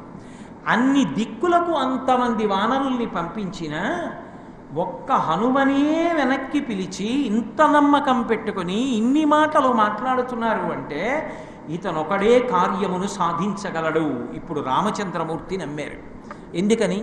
రాముడికి స్వయంగా అక్కడున్న వానరాలతో పరిచయం లేదు. అవన్నీ భూమండలంలో ఎక్కడెక్కడి నుంచో వచ్చారు వాళ్ళందరూ. ప్రభువు కాబట్టి సుగ్రీవుడికి తెలుసు వాళ్ళ బలాబలాలు. ప్రభువు ఒక్కొక్క దిక్కుకి ఒక్కొక్కళ్ళని నాయకుడిని చేసి పంపాడు. కానీ ఒక్క హనుమని మాత్రం వెనక్కి పిలిచాడు. పిలిచి ఇన్ని మాటలు చెప్పాడు ఆయనతోటి. ఇన్ని మాటలు చెప్పి పంపిస్తున్నాడు అంటే ఆయన అధికారి, ఆయన ప్రభువే నమ్మాడు అంటే ఇప్పుడు రాముడు నమ్మాడు. అందుకని రాముడు హనుమని పిలిచి దదౌ తస్య తత ప్రీత స్వనామాంకోపశోభితం అంగుళీయమభిజ్ఞానం రాజపుత్రా పరంతప. రాముడు స్వనామాంకోపశోభితం, తన పేరే వ్రాయబడినటువంటి తన యొక్క అంగుళీయకం ఉంగరాన్ని తీసి హనుమ చేతిలో పెట్టారు. పెట్టి హనుమ రాబో కాలంలో సీతమ్మ యొక్క దర్శనమైనప్పుడు సీతమ్మ నీతో మాట్లాడడానికి అనుమానపడుతుంది. ఎందుకని? తన భార్య గురించి తనకి బాగా తెలిసి ఉండడమే భర్త గొప్పతనం. ఆమె పూర్వం ఇటువంటి కష్టం ఎదుర్కొన్నది కాదు. వేటుపడిన ప్రాణం అంటారు. మాయవేషాలు వేసి సన్యాసి రూపంలో వచ్చి ఎత్తుకుపోయి రాక్షసుల మధ్య 10 నెలల నుంచి ఉంచాడే, ఇప్పుడు నువ్వు వెళ్ళినా రావణాసురుడే మారువేషంతో వచ్చాడనుకుంటాడు. మాట్లాడడానికి ఇష్టపడదు. అప్పుడు నీకు కార్యం సాధించడానికి తేలిక మార్గం ఏమిటో తెలుసా? నా ఉంగరమే. ఈ ఉంగరం నా దగ్గర తప్ప వేరొకరి దగ్గర ఉండదు కదా. స్వనామాంకోపశోభితం అంగుళీయం అభిజ్ఞానం. ఇది నువ్వు నా దూతవు అని గుర్తుపట్టడానికి గుర్తు. ఇది నేను నీకు ఇస్తున్నాను. ఇది పట్టుకుని సీతమ్మ దగ్గర చూపించు. సీతమ్మ నీతో మాట్లాడుతుంది, కార్యము సాధింపబడుతుంది అన్నాడు. అంటే ఎప్పుడైతే ఇన్ని మాటలు సుగ్రీవుడు చెప్పాడో, సుగ్రీవుడు ముందు హనుమని నమ్మారో, రాముడు హనుమని నమ్మారు. అప్పటి వరకు ఆయన ఎవ్వరికి ఇవ్వాల ఉంగరం. సుగ్రీవుడు మాట్లాడడం చూడగానే దదౌతస్య తతప్రీత, పరమ సంతోషంగా ఇచ్చేశాడు. అంటే ఇప్పుడు ఆయనకు నమ్మకం వచ్చింది, హనుమ సాధిస్తారు కార్యాన్ని, సీతాదర్శనం అవుతుంది, మాట్లాడతారు, ఉంగరం ఇస్తారు, చూస్తారు, క్షేమవార్త కనుక్కుంటారు, వెనక్కి వస్తారు. హనుమ వెళ్ళినా మాట్లాడినా క్షేమవార్త కనుక్కొచ్చినా సీతమ్మకు ఏ ప్రమాదము జరగదు. అలా చెయ్యగలిగినటువంటి శక్తియుక్తులు ఈయన యందు ఉన్నాయి కాబట్టి ఇన్ని పంపించవచ్చు. మహానుభావుడు ప్రభు నమ్మకాన్ని, అటు రామచంద్రమూర్తి నమ్మకాన్ని సాధించుకోగలిగారు అంటే ఇంకా ఆయన కన్నా సమాజమునకు స్ఫూర్తిదాయకమైన వ్యక్తి ఎక్కడుంటారు? ఇంట్లో ఒక వ్యక్తి ఉన్నాడు అనుకోండి, ఆయన ఉండగా నాకేం బెంగ అనగలిగిన వాడు భర్త. ఎన్ని జన్మలెత్తినా ఆయనకే భార్యనవుతాను అని భార్య అందనుకోండి, ఆ వ్యక్తి జీవితం ధన్యం. ఇన్ని జన్మలెత్తినా నాకు అలాంటి అన్నయ్య కావాలి అని అక్క చెల్లెళ్ళు అన్నప్పుడు అతని జన్మధన్యం. ఇన్ని జన్మలెత్తినా నాకు అలాంటి శిష్యుడు ఉండాలి అని గురువు అన్నప్పుడు జన్మధన్యం. ఇన్ని జన్మలైనా ఎత్తనివ్వండి, అలాంటి గురువు గారు ఉంటే చాలు అనిపించుకున్నప్పుడు గురువుగా నీ జన్మధన్యం. అలా ధన్యం కావాలి అంటే మొట్టమొదట హనుమ ఎక్కడ నుంచి బయలుదేరారు అంటే తన ప్రభువు యొక్క నమ్మకాన్ని చూరగొన్నారు. అయితే ప్రభువు యొక్క నమ్మకాన్ని చూరగొన్నారు అన్న మాటలో మీరు ఒక్కటి జ్ఞాపకం పెట్టుకోవాలి. అన్ని వేళలా చేతులు కట్టుకుని ఇంకా సుగ్రీవుడు ఏం చెప్తే అదే వింటారు తప్ప ఎన్నడూ ఎదిరించి మాట్లాడారని మీరు అనుకోకూడదు. సుగ్రీవుడు తప్పు చేస్తున్నాడు కాబట్టి ఇప్పుడు మనం హెచ్చరించాలని హనుమ అనుకున్నారనుకోండి, ఆయనకేం మొహమాటం ఉండదు. ప్రభు క్షేమాన్ని కోరి వెంటనే నిర్మోహమాటంగా మాట్లాడతారు. రాజుగారే లోపల గదిలో అగ్నిహోత్రం అంటుకుంది, కాలిపోతున్నాడు ఆయన. అప్పుడు వందిమాగదులేరి, మేళతాళాలేవి అవన్నీ లేకుండా రాజుగారిని ఎలా బయటికి తీసుకొస్తాం? పల్లకి ఏది అంటే కాలి బూడిదైపోతాడు. ముందు రాజుగారిని కాళ్ళట్టుకునో చేతులట్టుకునో ఈడ్చేతలకి తీసుకొచ్చేయాలి. అంతేగాని అప్పుడు గౌరవాలు ఎక్కడి నుంచి వస్తాయి? ముందు రాజుని కాపాడుకోవాలి, కొండ బద్దల కొట్టినట్టు మాట్లాడగలగాలి అవసరమైతే. అంతేగాని ఆయన దగ్గర ఏమైనా అనుకుంటారేమోనండి, మనం ఎందుకండి అలా మాట్లాడడం? అనుకున్నవాడు నిజమైన ఉద్యోగి కానీ కాడు. మీరు చూడండి, కిష్కింధకాండలో రామలక్ష్మణులు అలా వెళ్ళిపోతుంటే చూశాడు సుగ్రీవుడు. అడిలిపోయి కొమ్మలు కొమ్మలు, చెట్లు, చామలు, కొండలు అన్నీ గెత్తుతున్నాడు. ఆయన వెనక మంత్రులందరూ గెత్తుతున్నారు, హనుమ కూడా వెడుతున్నారు. ఒక చోట ఆపారు. అహో శాఖాం మృగత్వం తే వ్యక్తమేవ ప్లవంగమ లఘుచిత్తయాత్మానం నస్థాపయసి యోమత అన్నారు. ముందు అలా నిలబడ, అసలు నిలబడ్డం రాదు, కూర్చోవడం రాదు, పిరికితనంతో గంతులేసి పారిపోయేవాడివి నువ్వేం పరిపాలిస్తావా ప్రజల్ని? ఆపదొచ్చింది, కష్టం వచ్చింది అంటే ముందు నువ్వు నిలబడాలి, వాడు నాయకుడు. నీకే రాకపోతే నువ్వేం నిలబెడతావు ప్రజల్ని? నస్థాపయసి యోమత అహో శాఖాం మృగత్వంతే. నువ్వు కోతివని నిరూపించుకున్నావు. ఇంత భయమా? అసలు వాళ్ళు ఎవరో తెలియదు, ఎందుకు వచ్చారో తెలియదు, ఎందుకు అలా వెళ్ళిపోతున్నారో తెలియదు, పంపాతీరంలో ఎందుకంత భయం అన్నాడు. అమ్మో, మహర్షి శాపం ఉంది, వాలి చంపేస్తాడు. తను రాలేక మతంగ మహర్షి ఆశ్రమంలోకి ఇక్కడికి వస్తే వాలి చచ్చిపోతాడు. అందుకుని ఎవరో నరుల్ని పంపించాడు, వాళ్ళని చూడు ఎంత భయం వేస్తోందో, నా కోసమే వెతుకుతున్నారు అన్నాడు. అవునో కాదు, నేను వెళ్ళి మాట్లాడొస్తాను, అయితే నా వైపు తిరిగి మాట్లాడన్నాడు. అంటే ఈయన హనుమ ముఖ కవళికలు చూసి నమ్ముతాడనమాట. ప్రభువుని ధైర్యంగా ఉంచడానికి తాను సన్యాసి వేషం కట్టి రామలక్ష్మణుల దగ్గరికి వెళ్ళారు. కథ తిరిగిపోయింది. వాలి సంహారమై సుగ్రీవుడికి పట్టాభిషేకమైంది. ఆ రోజున హనుమ అంత ధైర్యంగా సుగ్రీవుడితో మాట్లాడకపోతే రామాయణం ఏమై ఉండేదో మనకి తెలియదు. అందుకే ఒక ఉద్యోగి అంటే సంస్థ ఆపదలో కెడుతోంది, అధికారి ఆపదలో కెడుతున్నాడు అన్నప్పుడు ధైర్యంగా తప్పు చెప్పగలగాలి. అంత వినయంతో అనువర్తించగలగాలి. సమాజానికి, ఉద్యోగులకు స్ఫూర్తిదాయకంగా మనసుని నిలబెట్టుకోవడంలో, ధైర్యాన్ని పొందడంలో, ఎన్ని కోణాలలో, ఎన్ని రంగాలలో హనుమ సమాజమునకు స్ఫూర్తి ప్రదాత. ఆ కోణంలో పరిశీలించినప్పుడు అసలు హనుమతో తుల్యమైన వ్యక్తి ఎక్కడ కనిపిస్తారు మీకు? అంతటి మహాద్భుతమైనటువంటి వ్యక్తిత్వం స్వామి హనుమ యొక్క వ్యక్తిత్వం. జడానాం చైతన్య స్తబక మకరంద శృతి చేరి, ఆ జడత్వం వీగిపోయేటట్లుగా చెయ్యగలిగినటువంటి లక్షణం పరదేవత యందు ఉంటుంది, స్వామి హనుమ యందు ఉంటుంది. ఇద్దరి యొక్క కథని పరిశీలించిన, వాళ్ళ జీవితాల్ని పరిశీలించిన మనకి సిగ్గేస్తుంది. ఇలా ఉండడమా? కాదు, నేను మారాలి అని ఒక లక్షణాన్ని పొందుతాడు. అన్నిటికన్నా హనుమ జీవితం నుంచి ప్రతి వ్యక్తి సమాజంలో నేర్చుకోవలసినటువంటి విషయం వినయం. ఆయన లాంటి వినయం కలిగినటువంటి వ్యక్తి ఎక్కడ వెతికినా మీకు కనపడదు. అహంకరించడానికి ఎన్ని లక్షణాలు ఉండొచ్చో అన్ని లక్షణములు ఆయనకున్నాయి. నిజంగా ఆయన గర్వపడాలి అనుకుంటే ఆయన లాంటి సమర్థతలు ఉన్నటువంటి వ్యక్తి వేరొకడు కానరాడు. బ్రహ్మాస్త్రమునకు కట్టుబడరు. నోరు విప్పి మాట్లాడారా? కశ్యన ఆరాధ్యతే చిత్తం ఉజ్జిజాతే రేరసి అంటారు రామచంద్రమూర్తి అంతటి వారు. ఇటువంటి వ్యక్తి మాట మాట్లాడితే కత్తి ఎత్తిన వ్యక్తి కూడా కత్తి పెట్టి నరకకుండా కత్తి దింపేస్తాడు. అంత గొప్పగా మాట్లాడగలిగిన వ్యక్తి. నా ఋగ్వేద వినీతశ్చ నా యజుర్వేద ధారిణ నా సామవేద విదుష శిక్షమేవ విభాషితం అంటారు రాముడు. వేదములు చదవనివాడు, వేదాంగములు చదవనివాడు ఇలా మాట్లాడగలడా? ఎంత శక్తివంతమైన వాక్కు అని ప్రశంసించారు హనుమ మొట్టమొదట మాట్లాడగానే. అంత గొప్ప వాక్చరి, అంత గొప్ప శాస్త్ర పాండిత్యం, అంత గొప్ప అనుష్ఠానం, అంత బలం, అంత విద్వాంసుడు, అంతటి నవవ్యాకరణ పండితుడు, అంతగా ఇంద్రియములను గెలిచినటువంటి వ్యక్తి, అంతటి బుద్ధిమతాం వరిష్టం. ఆయన కన్నా బుద్ధిమంతుడు లోకంలో ఉన్నాడని చెప్పడం సాధ్యం కాదు. ఇన్ని ఉండి ఆయనకి తెలియనిది ఏమిటంటే అహంకరించడం. కానీ లోకంలో నాబోటి గడికి ఏది ఉన్నా దేనికి పనికొస్తుంది అంటే అహంకరించడానికే పనికొస్తుంది. ఒక్కొక్కరికి ఎందుకు అహంకారం అంటే నాకేమీ లేదు కాబట్టి అని అహంకరించడానికి కారణాలు వెతుక్కుంటారు. గర్వంగా ఉండడానికి నేను ఇది అని లోపల ఒక భావన పెంచుకుంటారు. దానితో అంటి పెట్టుకుని ఎప్పుడు నేను ఇది అయి ఉన్నాను అని మనసులో ఒక భావన పెట్టుకొని అదే అహంకారంతో, అదే గర్వంతో జీవిస్తూ ఉంటాడు. మీరు హనుమని చూడండి, ఆయనకున్న వినయం లాంటి వినయం లోకంలో ఎక్కడా కనపడదు.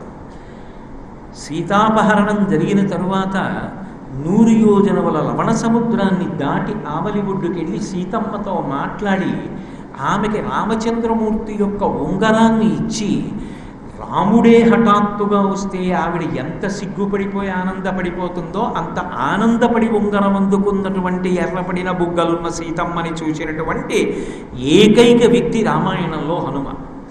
ఇంకెవ్వరూ అటువంటి దర్శనాన్ని పొందలేదు. కానీ రాముడి దగ్గర ఉంగరం తీసుకొచ్చేటప్పుడు కూడా ఆయన ఆ ఉంగరాన్ని తల మీద జుత్తులో దోపుకుని వెళ్ళారు. నాకు ప్రభువు మహానుభావుడు, గౌరవనీయుడు, పూజనీయుడు, అటువంటి వారి యొక్క హస్తాభరణం అది ఆయన చేతి ఉంగరం. దాన్ని నేను ఎక్కడ పడితే అక్కడ పెట్టుకుని వెళ్ళకూడదని తలలో జుట్టు ముడిలోకి దోపుకుని పెట్టుకుని వెళ్ళారు. మళ్ళీ సీతమ్మ దగ్గరికి వెళ్ళినప్పుడు ఆ ఉంగరం ఇచ్చేటప్పుడు నిజానికి అతిశయంతో ఇవ్వచ్చు. నేను ఒక్కడనే వచ్చానమ్మా, ఇన్ని కోట్ల వానరములు అన్ని దిక్కులకి వెళ్ళాయి, కానీ ఏ ఒక్కరికి రాముడు ఇవ్వలేదు తన అంగుళీయకం. నాకొక్కడికే ఇచ్చాడు. ఆయనకి తెలుసు నేను నిన్ను చూస్తాను, అందుకు ఇచ్చాడు అని ఇవ్వచ్చు. కానీ ఇచ్చేటప్పుడు ఆయన ఆ మాట అనలేదు. అసలు మనం ఎవ్వరం ఆ ఉంగరం ఇచ్చేటప్పుడు బహుశः హనుమ ఏం మాట్లాడతారు అని ఆలోచిస్తే ఆయన అలా మాట్లాడతారు అన్నది మన ఊహ కందనటువంటి మాట మాట్లాడారు. వానరోహం మహాభాగే దూతో రామస్య ధీమతః రామనామాంకితం చేదం పశ్యదేవ్యంగుళీయకం ప్రత్యయార్థం తవానీతం తేన దత్తం మహాత్మన సమాస్విషి భద్రం తే క్షీణ దుఃఖపలాయసి అన్నారు. కనీసం అమ్మా నా పేరు హనుమ అని చెయ్యి ఇటువైపుకి తిప్పి చూపించలేదు. చూపించకుండా వానరోహం మహాభాగే, అమ్మా నేను వానరుణ్ణి. అందుకే మీరు చూడండి హనుమద్వాహనం ఒక్కటి ఇలా ఉంటుంది. చూడండి లోకంలో ఇంతకన్నా నాకేం కావాలి అన్న తృప్తితో మాట్లాడాడు అనుకోండి, అప్పుడు 2 చేతులు ఇలా పెడతాడు. ఇంకేం కావాలండి నాకు, వంశం చూడాలనుకున్నాను, మనవడు పుట్టాడు, ఇంకేం కావాలి అంటాడు ఇలా 2 చేతులు పెట్టి. సీతారాములు తన మీద కూర్చుంటే హనుమ చేతులు ఇలా ఉంటాయి. ఇంతకన్నా నాకేం కావాలి, ఆయన ఇంకేం కోరరు. భగవంతుణ్ణి వహించడాన్ని కోరుకుంటాడు. భగవంతుడు తాను వహించగలగాలి, తాను ఆయన్ని మొయ్యాలి. వానరోహం మహాభాగే, ఓ మహాభాగే నేను వానరుణ్ణి. అలా అనడానికి ఇష్టపడరు ఎవరు. కానీ ఆయన ఆ మాట అన్నారమ్మా నేను కోతినమ్మ. దూతో రామస్య ధీమత, బుద్ధిమంతుడైన రామచంద్రమూర్తి యొక్క దూతని. దూతో రామస్య ధీమత రామనామాంకితం చేతం పశ్య దేవ్యంగుళీయకం ప్రత్యయార్థం తవానీతం తేన దత్తం మహాత్మన సమాస్విషి భద్రం తే క్షీణ దుఃఖపలాహ్యసి. నీకు నమ్మకం కలగడం కోసమని రామచంద్రమూర్తి ఇచ్చిన ఉంగరం, తల్లి దీన్ని స్వీకరించు, ఇక్కడతో నీ దుఃఖమంతా పరిసమాప్తమైపోయిందమ్మా అన్నారు. తప్ప కనీసం తన పేరు కూడా చెప్పలేదు. అంతేకాదు సీతమ్మ దగ్గర కేశభూషణాన్ని పుచ్చుకున్న తర్వాత కూడా 80 లక్షల మంది కింకరుల మూకని తానొక్కడే కొట్టి తోరణం మీద కూర్చున్నప్పుడు కూడా నేనింతటి వాణ్ణి అనలేదు. దాసోహం కోసలేంద్రస్య రామస్య అక్లిష్టకర్మణ, అక్లిష్టకర్ముడైనటువంటి రామచంద్రమూర్తి యొక్క దాసానదాసుణ్ణి నేనన్నాడు. ఏమి భక్తి! ఆయనంతా ఆయన వెళ్ళలేరా? వెళ్ళగలరు, 100 యోజనముల సముద్రాన్ని దాటి. మహానుభావుడు, అందులో సందేహం లేదు. కానీ వెళ్ళేటప్పుడు నేను వెడుతున్నాను అనలేదు.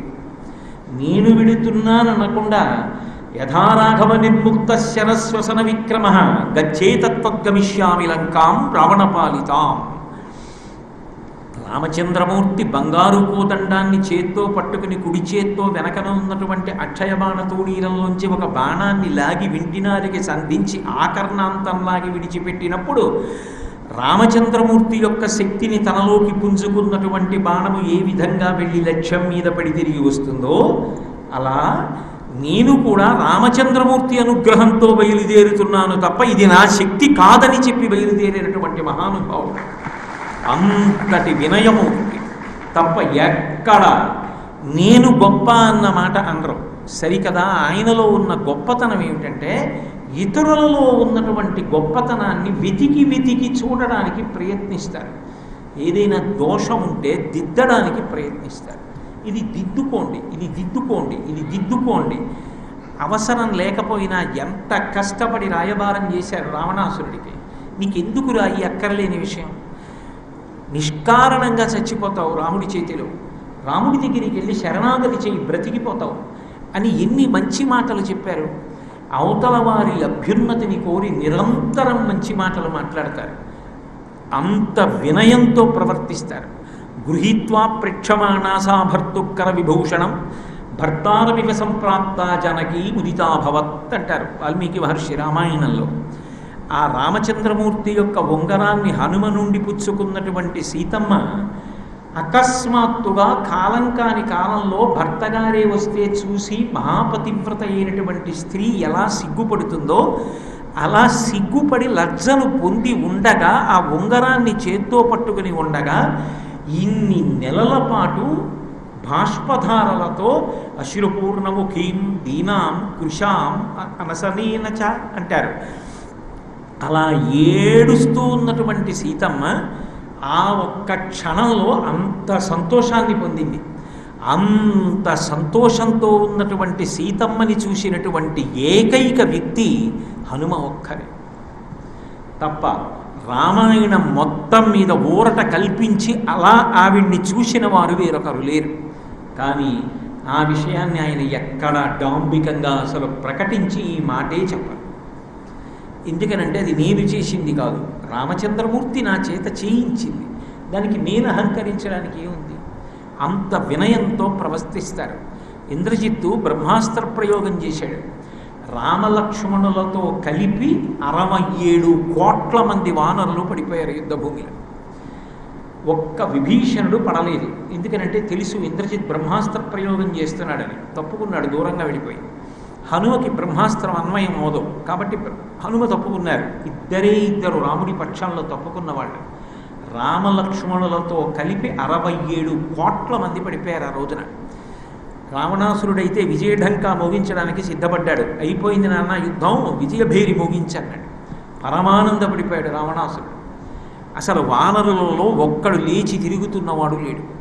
అటువంటి సమయంలో కాగడా పట్టుకుని విభీషణుడు, హనుమంతుడు, అసలు వానరులలో పెద్ద పెద్ద వాళ్ళందరూ ఏ స్థితిలో ఉన్నారో చూడ్డానికి వెడుతున్నారు.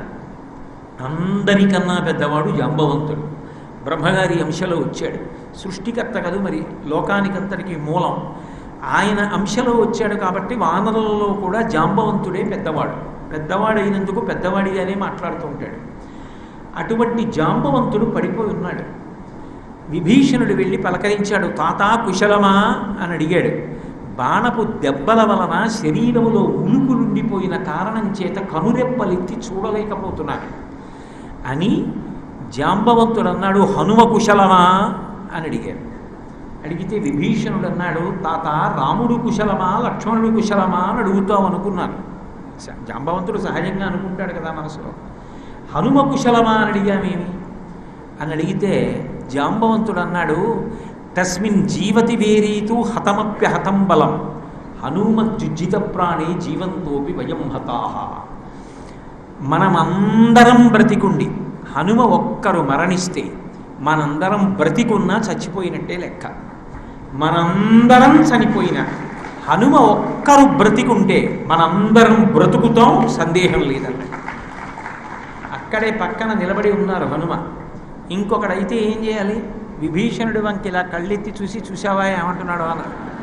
ఆయన వెంటనే వంగి జాంబవంతుడి పాదములు పట్టుకుని తాతా హనుమ నీకు నమస్కరించుచున్నాడు.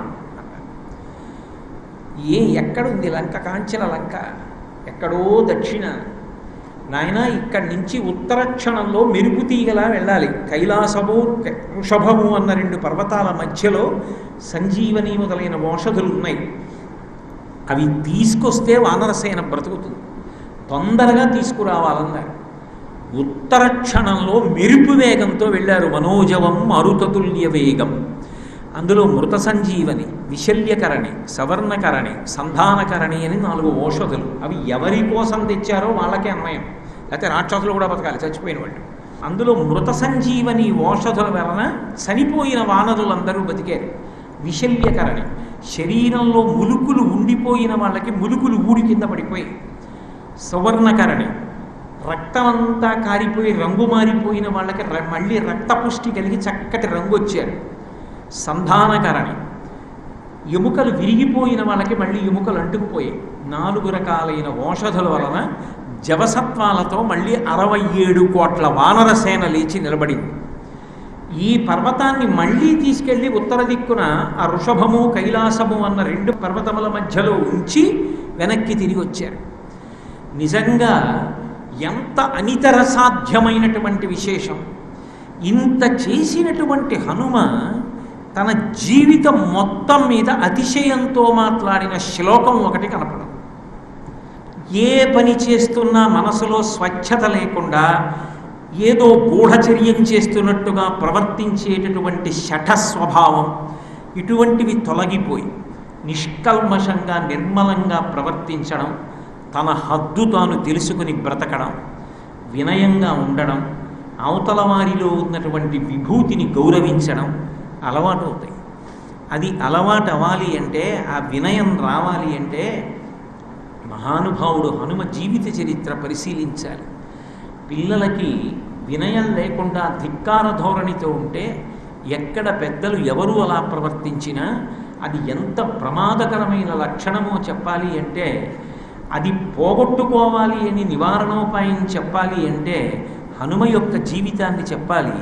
గర్వం ఎంత పాడు చేస్తుందో చెప్పాలి అంటే రావణాసురుడి జీవితాన్ని చెప్పాలి. కాబట్టి నిజంగా ఆయన లాంటి మహోత్కృష్టమైనటువంటి వినయం లోకంలో ఎక్కడా కానరాదు. సాక్షాత్ సీతమ్మ తల్లి ఒక ప్రశ్న వేసింది. ఏమయ్యా, సుగ్రీవుడు పంపించినటువంటి వానరులు కొన్ని లక్షల మంది వచ్చారు. ఇన్ని లక్షల మంది వానరులు దక్షిణ సముద్రానికి ఉత్తర తీరంలో కూర్చున్నారు. ఎందుకని? 100 యోజనముల సముద్రాన్ని దాటలేక. రేపు నిజంగా రామరావణ సంగ్రామమే ప్రారంభమైందనుకో, ఎంతమంది వానరులు 100 యోజనముల సముద్రాన్ని దాటి ఈవలి ఒడ్డుకి వచ్చి రావణాసురుడితో యుద్ధం చేయగలుగుతారు? ఎలా సాధ్యమవుతుంది? నువ్వు ఒక్కడివే కదా రాగలిగావు, నువ్వు తప్ప అన్యులెవరు రాగలరు అని అడిగింది. సాధారణంగా పరిస్థితిలో ఆ విజయం సాధించినటువంటి ఆనందంలో సీతమ్మ జాడ కనిపెట్టాను, ఆమె దగ్గర కేశభూషణం పుచ్చుకున్నాను, రాముని అంగుళీయకాన్ని ఆవిడికిచ్చాను అనేటటువంటి అతిశయంలో, ఆనందంలో, గర్వంలో ఇంకొకరైతే ఏమంటారు? నిజమేనమ్మా నువ్వు చెప్పింది, వచ్చారు కానీ అదిగో అక్కడ చతికిలబడి కూర్చున్నారు, ఎవరు రాగలరమ్మా, చూద్దాం, అయినా రాముడితో మాట్లాడతాను, బెగబెట్టుకోకు దాని గురించి అనాలి. ఆయన అన్న మాట ఏమిటో తెలుసా? ఒక క్షణం ఆలోచించకుండా చెప్పిన మాట. మద్విశిష్టాశ్చ తుల్యాశ్చ సంతి తత్ర వనౌకసః మత్త ప్రత్యవర కశ్చిన్నాస్తి సుగ్రీవ సన్నిధం. అమ్మా, నీకు తెలియని విషయమా? రాణివాసంలో ఉన్నటువంటి అంతఃపుర స్త్రీల దగ్గరికి ఎప్పుడైనా ఒక రాయబారిని పంపించేటప్పుడు అందరికన్నా తన దగ్గర ఉన్న వారిలో తక్కువ శక్తి ఉన్నవాడిని పంపిస్తారు ప్రభువులు. నన్ను సుగ్రీవుడు పంపాడు, నన్ను రాముడు పంపాడు అంటే సుగ్రీవుడి దగ్గర ఉన్నటువంటి వానరులందరిలోకి తక్కువ శక్తి కలిగిన వాడెవరు? నేను.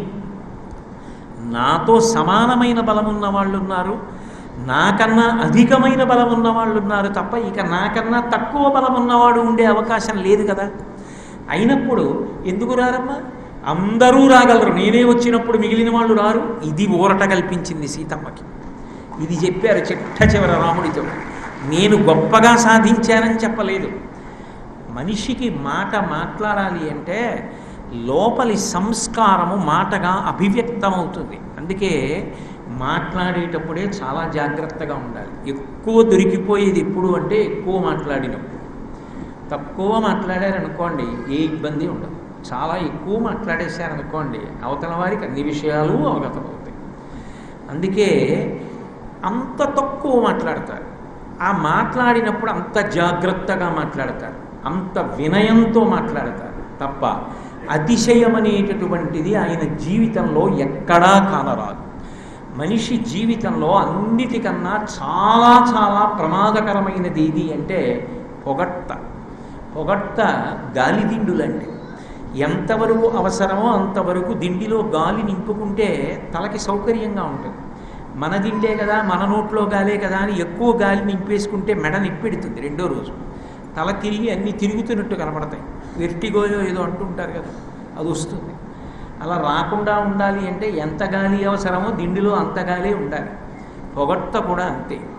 మనిషి పాడైపోకుండా ఉండడానికి ఎంత అవసరమో అంతే ఉండాలి.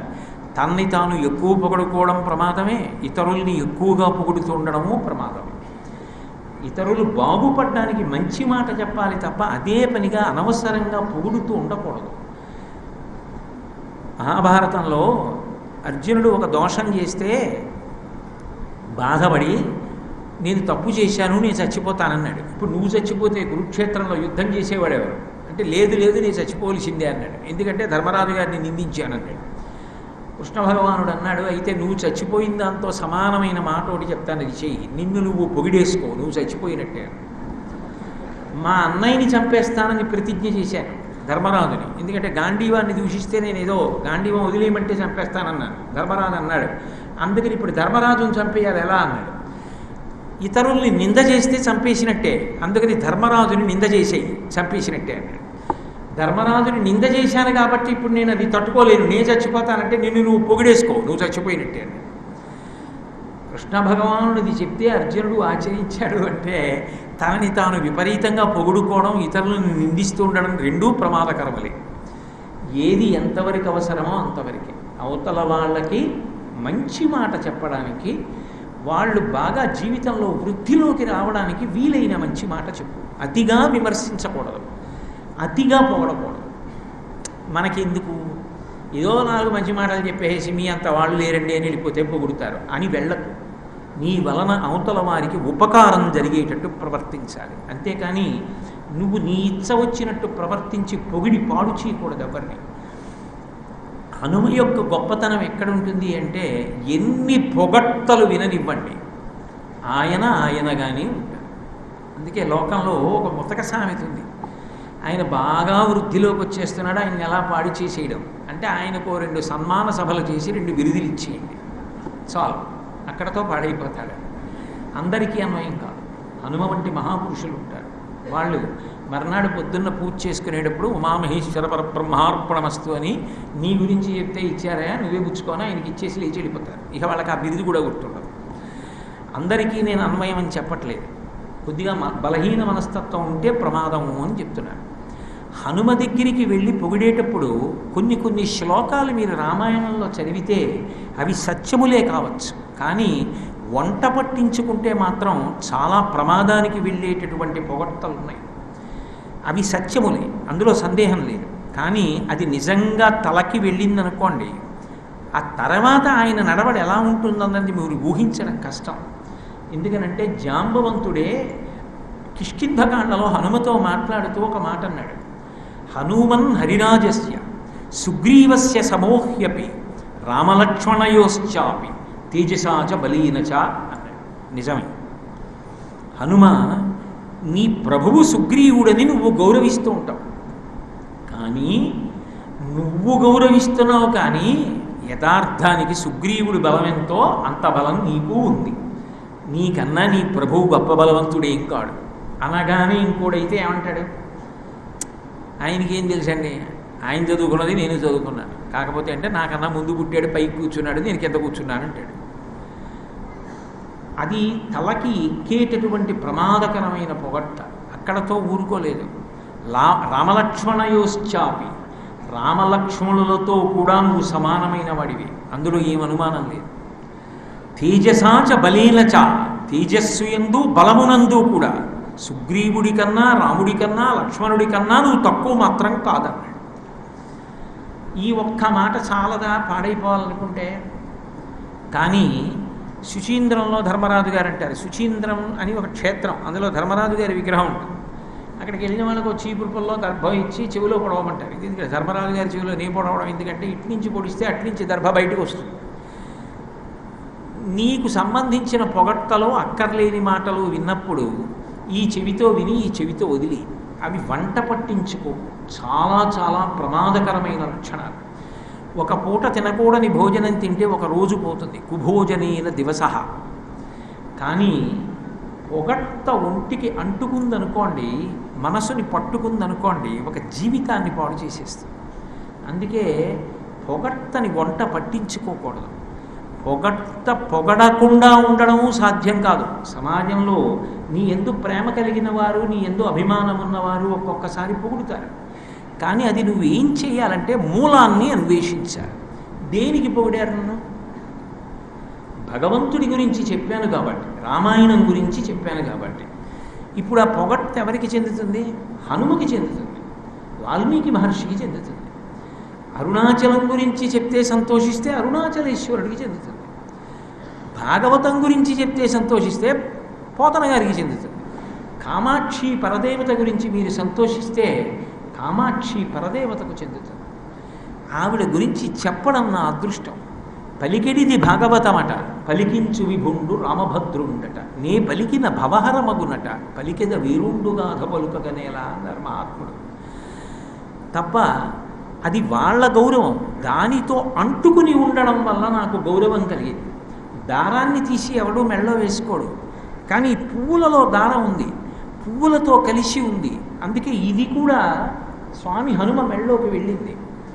దేనితో కలిసి ఉన్నావన్న దాన్ని బట్టి నీకు పూజార్హత లభించింది. భగవత్ కథ చెప్పావు, భగవద్వైభవం చెప్పావు, అందుకు గౌరవించారు. నిన్నుగా కాదా గౌరవం? ఏది నీ కుటుంబం గురించి చెప్పు, నీ గురించి చెప్పు. ఒక్కడుంటాడేమో సభలో. నీ గురించి చెప్తే కాదు, నీ కుటుంబం గురించి కాదు, నువ్వు చెప్తున్నావని కాదు, నువ్వు చెప్తున్నది హనుమ గురించి అని వింటున్నాడు. అప్పుడు ఆ గౌరవం ఎవరిది? ఆయనది. నీకెందుకు మధ్యలో అక్కర్లేని గౌరవం? నీకెందుకు అక్కర్లేని అహంకారం? నీకెందుకు అక్కర్లేని గౌరవం? తనని తాను పరిశీలించుకోవడం అలవాటైతే, హనుమలా జీవితాన్ని విమర్శ చేసి చూసుకోవడం అలవాటైతే, అహంకరించడానికి తనకేమీ ఉండదు.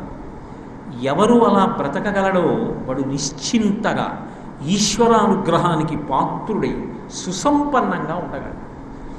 అహంకారం బయలుదేరిందనుకోండి, నా అంతవాణ్ణి నేను అన్న భావన కలగగానే, ఇంతవాడివి కదా నువ్వు అనుకున్నట్టే చెయ్యి అని వదిలిపెడతాడు ఈశ్వరుడు. ఒక్క ఆలోచన ఇచ్చి అది చాలు నిన్ను భ్రష్టం చేయడానికి. కాదు ఈశ్వరా, నేను నీ చేతి పనిముట్టుని. పటకార అని లోకంలో ఒకటి ఉంటుంది. పటకార అంటే అది పట్టుకుంటుంది, మనం పట్టుకోవాలి. పటకార అంటే అది పట్టుకోవడం కాదు, మనము పట్టుకోవాలి. అది వేడి పాలగిన్నె పట్టుకుంటుంది ఎప్పుడు, పైన నేను పట్టుకున్నప్పుడు. అంతేగాని ఆయన తెల్లవారి లేచి పాలు తాగుతున్నాడంటే మరుగు పాలగిన్నె నేను పట్టుకోవడం వల్లే. నేను పట్టుకోకపోతే ఆయన ముఖం పొద్దున్నే ఎక్కడి నుంచి తాగుతాడు పాలు, వేడి పాలు అని అహంకరించింది అనుకోండి. పై పట్టు వదిలేస్తే పటకార బతికేమవుతుంది? పాలగిన్నె పటకార రెండు కింద పడతాయి. పైపట్టు పాలగిన్నె పట్టుకుందన్న గౌరవం పటకారకి ఇచ్చింది. పైపట్టు లేని కింది పట్టుకు ఉపయోగం లేదు. పైన ఈశ్వరుడు పట్టుకున్నాడు నిన్ను, అందుకని నువ్వు కింద పట్టుకోగలిగావు భగవత్ కథని. అందువల్ల నీకు పటకారా అని గౌరవం వచ్చింది. ఆ పైది వదిలితే కింద పడతావు, అక్కర్లేని ఆలోచనలు వస్తాయి. ఆ ఆలోచన చాలు జీవితాన్ని భ్రష్టు పట్టించడానికి. ఎంత ఎత్తెక్కావో అంత కింద పడిపోతావు. పడిపోకుండా ఉండాలంటే నిన్ను పట్టి ఉంచేవాడు అలాగే పట్టుకోవాలి. వాడు ఎందుకు పట్టుకుంటాడు, ఎందుకు వదిలేయడంటే కేవలము నీ వినయము చూసి పట్టుకుంటాడు. హనుమ జీవితాన్ని పరిశీలనం చేస్తే వినయంగా ఉండడం అన్నది చేతకానితనం కాదు. వినయంగా ఉండడం అనేటటువంటిది జీవితంలో ఒక గొప్ప విభూతి. అది ప్రయత్నపూర్వకంగా మనిషి సాధించుకోవాలి. శంకరాచార్యుల వారు షట్పదీ స్తోత్రం అని చేశారు. అసలు అది కంఠగతం కావాలి. ప్రతివారు భగవంతుడి దగ్గర ప్రతిరోజు ఏం చెప్పుకోవాలో అది ఇచ్చారు శంకరాచార్యుల వారు షట్పదీలో. అందులో మొట్టమొదట ఆయన చెప్పిన మాట అవినయమపనయ విష్ణు అన్నారు. ఓ ఈశ్వర, నాకు అవినయాన్ని తీసేయి. నాకు వినయం నేర్చుకోవడం తర్వాతి మాట. ముందు అహంకారం మాత్రం ఏ సాధన లేకుండా వచ్చేసింది. ఆ అహంకారం తీసేయి, వినయాన్ని కటాక్షించు. ముందు ఈ అహంకారం దీనివల్ల నాశనం అయిపోతున్నాను. అవినయమపనయ విష్ణు అని మొదలుపెట్టారు. అది జీవితంలో అలవాటు కావాలి అంటే, ఆ వినయంగా ఉండడం రావాలి అంటే, స్వామి హనుమ యొక్క జీవన విధానాన్ని బాగా గమనిస్తే అనితర సాధ్యమైనటువంటి కార్యాలు సాధించిన ఆయన తాను పూజింపబడాలని కానీ, తాను గౌరవింపబడాలని కానీ ఎక్కడ ఎన్నడూ కోరుకోరు. మీరు అందుకే చూడండి, కనీసం నిలబడి కూడా ఉండరు. సీతారాముల పాదముల దగ్గర ఒక కాలు మడత పెట్టి వంచి నమస్కారం చేస్తూ పాదముల వంక చూస్తూ కూర్చుని ఉంటారు తప్ప నాకు ఒక ఉచితాసనం ఉండాలని కూడా ఆయన కోరుకోరు. ఆయన పాదముల దగ్గర ఇలా కూర్చోవడం నాకు చాలు, ఇంకింతకన్నా ఏం కావాలి? అంతటి వినయమూర్తి. అందుకే హనుమ యొక్క జీవితాన్ని బాగా పరిశీలించడం సమాజానికి అలవాటైతే ఆయన నుండి వినయం అలవాటవుతుంది. వినయం అన్నదొక్కటి ఉన్నదనుకోండి, మనిషికి తల ఉంచడం అలవాటవుతుంది. తల ఉంచితే నీరు పల్లమెరుగు నిజము దేవుడు ఎరుగు. వంగగలిగితే జ్ఞానము తానే ప్రవహిస్తుంది. వంగలేనిది ఏదీ సాధించలేదు. ధనస్సు కూడా లక్ష్యాన్ని కొట్టాలి అంటే వంగాలి. వంగని ధనస్సు లక్ష్యాన్ని కొట్టలేదు. ఆఖరికి ఒక దీపం వెలగాలంటే ఇంట్లో స్విచ్ కూడా కిందకి వంగితేనే దీపం వెలుగుతుంది. తల పైకెత్తితే దీపం ఆరిపోతుంది. ఆఖరికి ఇంట్లో ఉన్న స్విచ్ కూడా మనిషికి పాఠం చెప్తోంది. వినయంగా ఉంటే పనికొస్తావు, నా అంత వాణ్ణి నేనంటే చీకటి ఏమీ ఉండదు అని పట్టుకోగలిగితే, హనుమ జీవితాన్ని పరిశీలించగలిగితే అసలు వినయంగా ఉండడం అన్నది ఎంత అవసరమో, వినయంగా ఉండడం అనేటటువంటిది ఎంత గొప్ప లక్షణమో అలవాటు అవుతుంది. కాబట్టి సమాజానికి ఆ కోణంలో ఆయన కన్నా స్ఫూర్తిదాయకుడైన వ్యక్తి ఎవరుంటారు? హనుమ గురించి మహర్షి తీర్పు చెప్తూ ఒక మాటను చెప్తారు. రామాయణ కథా గమనమునందు ఒక విశేషం ఉంటుంది. శ్రీరామాయణ రచనలో వాల్మీకి మహర్షి ఒక కథని చెప్పినట్టు చెప్పలేదు. అందుకే మీరు శ్రీరామాయణం చదివితే నాకు రామాయణం అర్థమైందండి అనడం కన్నా నాకు రామాయణం కనపడిందండి అన్నవాడెవరో వాడు రామాయణం బాగా చదివాడని గుర్తు. ఎందుకంటే రామాయణం కనపడేటట్టుగా వ్రాశారు మహర్షి. మీరు ఎప్పుడైనా పరిశీలించండి రామాయణాన్ని. ఏదో జనక మహారాజు గారి దగ్గర నుంచి దూతలు వచ్చారు. లోపల దశరథ మహారాజు గారు కూర్చుని ఉన్నాడు. బయట ద్వారపాలకులు ఉన్నారు. మేము జనక మహారాజు గారి దగ్గర నుంచి వచ్చాం, చాలా త్వరగా మేము దశరథ మహారాజు గారి దర్శనం చెయ్యాలి, మమ్మల్ని అనుమతించమని అడిగారు. వెంటనే దశరథుడి ద్వారపాలకులు సభాప్రవేశం చేశారు. హే ప్రభో, జనకుని యొక్క దూతలు వచ్చి బయట ఎదురు చూస్తున్నారు, మీతో ఏదో ముఖ్యంగా మాట్లాడాలట, ప్రవేశపెట్టమంటారా అని అడిగారు. దశరథుడు ఒక్కసారి వారి వంక చూసి ప్రవేశపెట్టమన్నాడు. వాళ్ళు వచ్చి దశరథుడికి శిరస్సు ఉంచి నమస్కరించి మాట్లాడడం మొదలుపెట్టారు. మీకు రామాయణం అర్థం అవడం కాదు, రామాయణం కనపడుతుంది, కనపడేటట్టుగా రచించారు రామాయణం. రెండో విషయం ఏమిటంటే రామాయణంలో మహర్షి తీర్పులు చెప్పారు. వీడు చాలా గొప్పవాడు, వీడు చాలా చెడ్డవాడు, అలా ఆయన ఏం చెప్పరు. ఎక్కడ ఆయన చేసే పనుల్ని బట్టి మీరు చెప్పాలి. అది రామాయణం యొక్క గొప్పతనం. తెల్లవారుజామున రావణాసురుడు లేస్తాడు, తెల్లవారుజామున రామచంద్రమూర్తి లేస్తాడు. తెల్లవారుజామున లేవడం అనేటటువంటిది తనంత తానుగా ఒక గొప్ప లక్షణం. బారెడు బుద్ధిక్యాక లేవడం ఒక దురాచారం. తెల్లవారుజామున సూర్యోదయ పూర్వం నిద్ర లేవడమే గొప్ప. లేచిన తరువాత మళ్ళీ దుర్వినియోగం కాకూడదు. రాముడైతే ఒకలా వాడుకుంటాడు. ఎంత గొప్పగా వర్ణిస్తారంటే, రాముడు స్నానానికి గోదావరి నదికి వెళ్ళాడు. ఆ ముందు రోజు ఏదో బహుశా కాస్త నూనె శాతం ఎక్కువ ఉన్నటువంటి దుప్పలేవో తింది ఓ ఏనుగు. అది దాహం వేసి తెల్లవారకట్ట నదీ తీరానికి వచ్చింది. అది నదిలో తొండం పెడుతోంది నీళ్లు తాగాలని, కానీ వెనక్కి తీసేస్తోంది. ఎందుకంటే నీళ్ళు అంత చల్లగా ఉన్నాయి. హేమంత ఋతువు, తెల్లవారుజామున 4 గంటల కాలం, 3:30-4 మధ్యలో రాముడు స్నానానికి వెళ్ళాడు. సీతమ్మతో లక్ష్మణుడితో కలిసి రాముడు స్నానం చేయడానికి నదిలో దిగాడు. ఏనుగు తొండం పెట్టి నీళ్లు తాగలేకపోయింది. రాముడు తలస్నానం చేస్తున్నాడు. అంటే ఆచారమునందు ఎంత నిష్ఠ! లక్ష్మణస్వామి చూసి బావుడు అన్నాడు. ఎందుకు అంటే, తెల్లవారుజామున వీణానాదం పలుకుతుండగా లేవవలసిన వాడివి, పన్నీటి స్నానం చెయ్యవలసిన వాడివి, ఇలా పాదచారి అరణ్యంలో నడిచొచ్చి ఈ ఋతువులో గోదావరిలో మునిగి స్నానం చేస్తున్నావా అన్నయ్య అని ఏడ్చి, దీనికి అంతటికీ మన పినతల్లి కైకమ్మ కదు కారణం, ఎంత దుర్మార్గురాలు అన్నాడు. వెంటనే రాముడు స్నానం చేస్తున్నవాడు వెనక్కి తిరిగి చెయ్యిలా పెట్టన్నాడు, తెల్లవారుజామున నిద్రలేచి భగవంతుణ్ణి స్తోత్రం చేయడం, పెద్దల్ని తలుచుకొని నమస్కారం చేయడం తప్ప పెద్దల ఎడల భిన్న భావనతో మాట్లాడకూడదు. ఇది పవిత్ర కాలం, అలా మాట్లాడకూడదు. అదే రావణాసురుడైతే నిద్రలేచి కాముకత్వంతో సీతమ్మని చూడ్డానికి ఎడతాడు. ఇద్దరూ తెల్లవారుజామున లేచారు. తెల్లవారుజామున లేచాడన్నది కూడా చెప్తారు మహర్షి. వెనక కళ్ళు పాత్ర పట్టుకెళ్ళారని రావణుడి గురించి చెప్తారు. ఇక తీర్పు వేరే చెప్పాలా? చదువుకున్నవాడు చెప్పాలి ఎవరు ఎలాంటి వాళ్ళన్నది. పాఠకుడికి విడిచిపెట్టి కావ్యాన్ని అలా రచించడం ఒక్క వాల్మీకి మహర్షికే చెల్లింది. అంత అద్భుతమైన కావ్యం రామాయణం. అటువంటి శ్రీరామాయణంలో సర్వసాధారణంగా వాల్మీకి మహర్షి ఎవరికీ కూడా కితాబులిచ్చి వీడింతవాడు అంతవాడని మాట్లాడరు, ఋషివాక్కుగా అనరు. కానీ సుందరకాండ మొట్టమొదటి సర్గ చిట్ట చివర్లో హనుమ 100 యోజనముల సముద్రమును దాటి ఆవలి ఒడ్డుకు చేరుకున్న తర్వాత ఒక మాట అన్నారు, ధృతి దృష్టి మతి దాక్ష్యం సకర్మసు నసీదతి అన్నారు.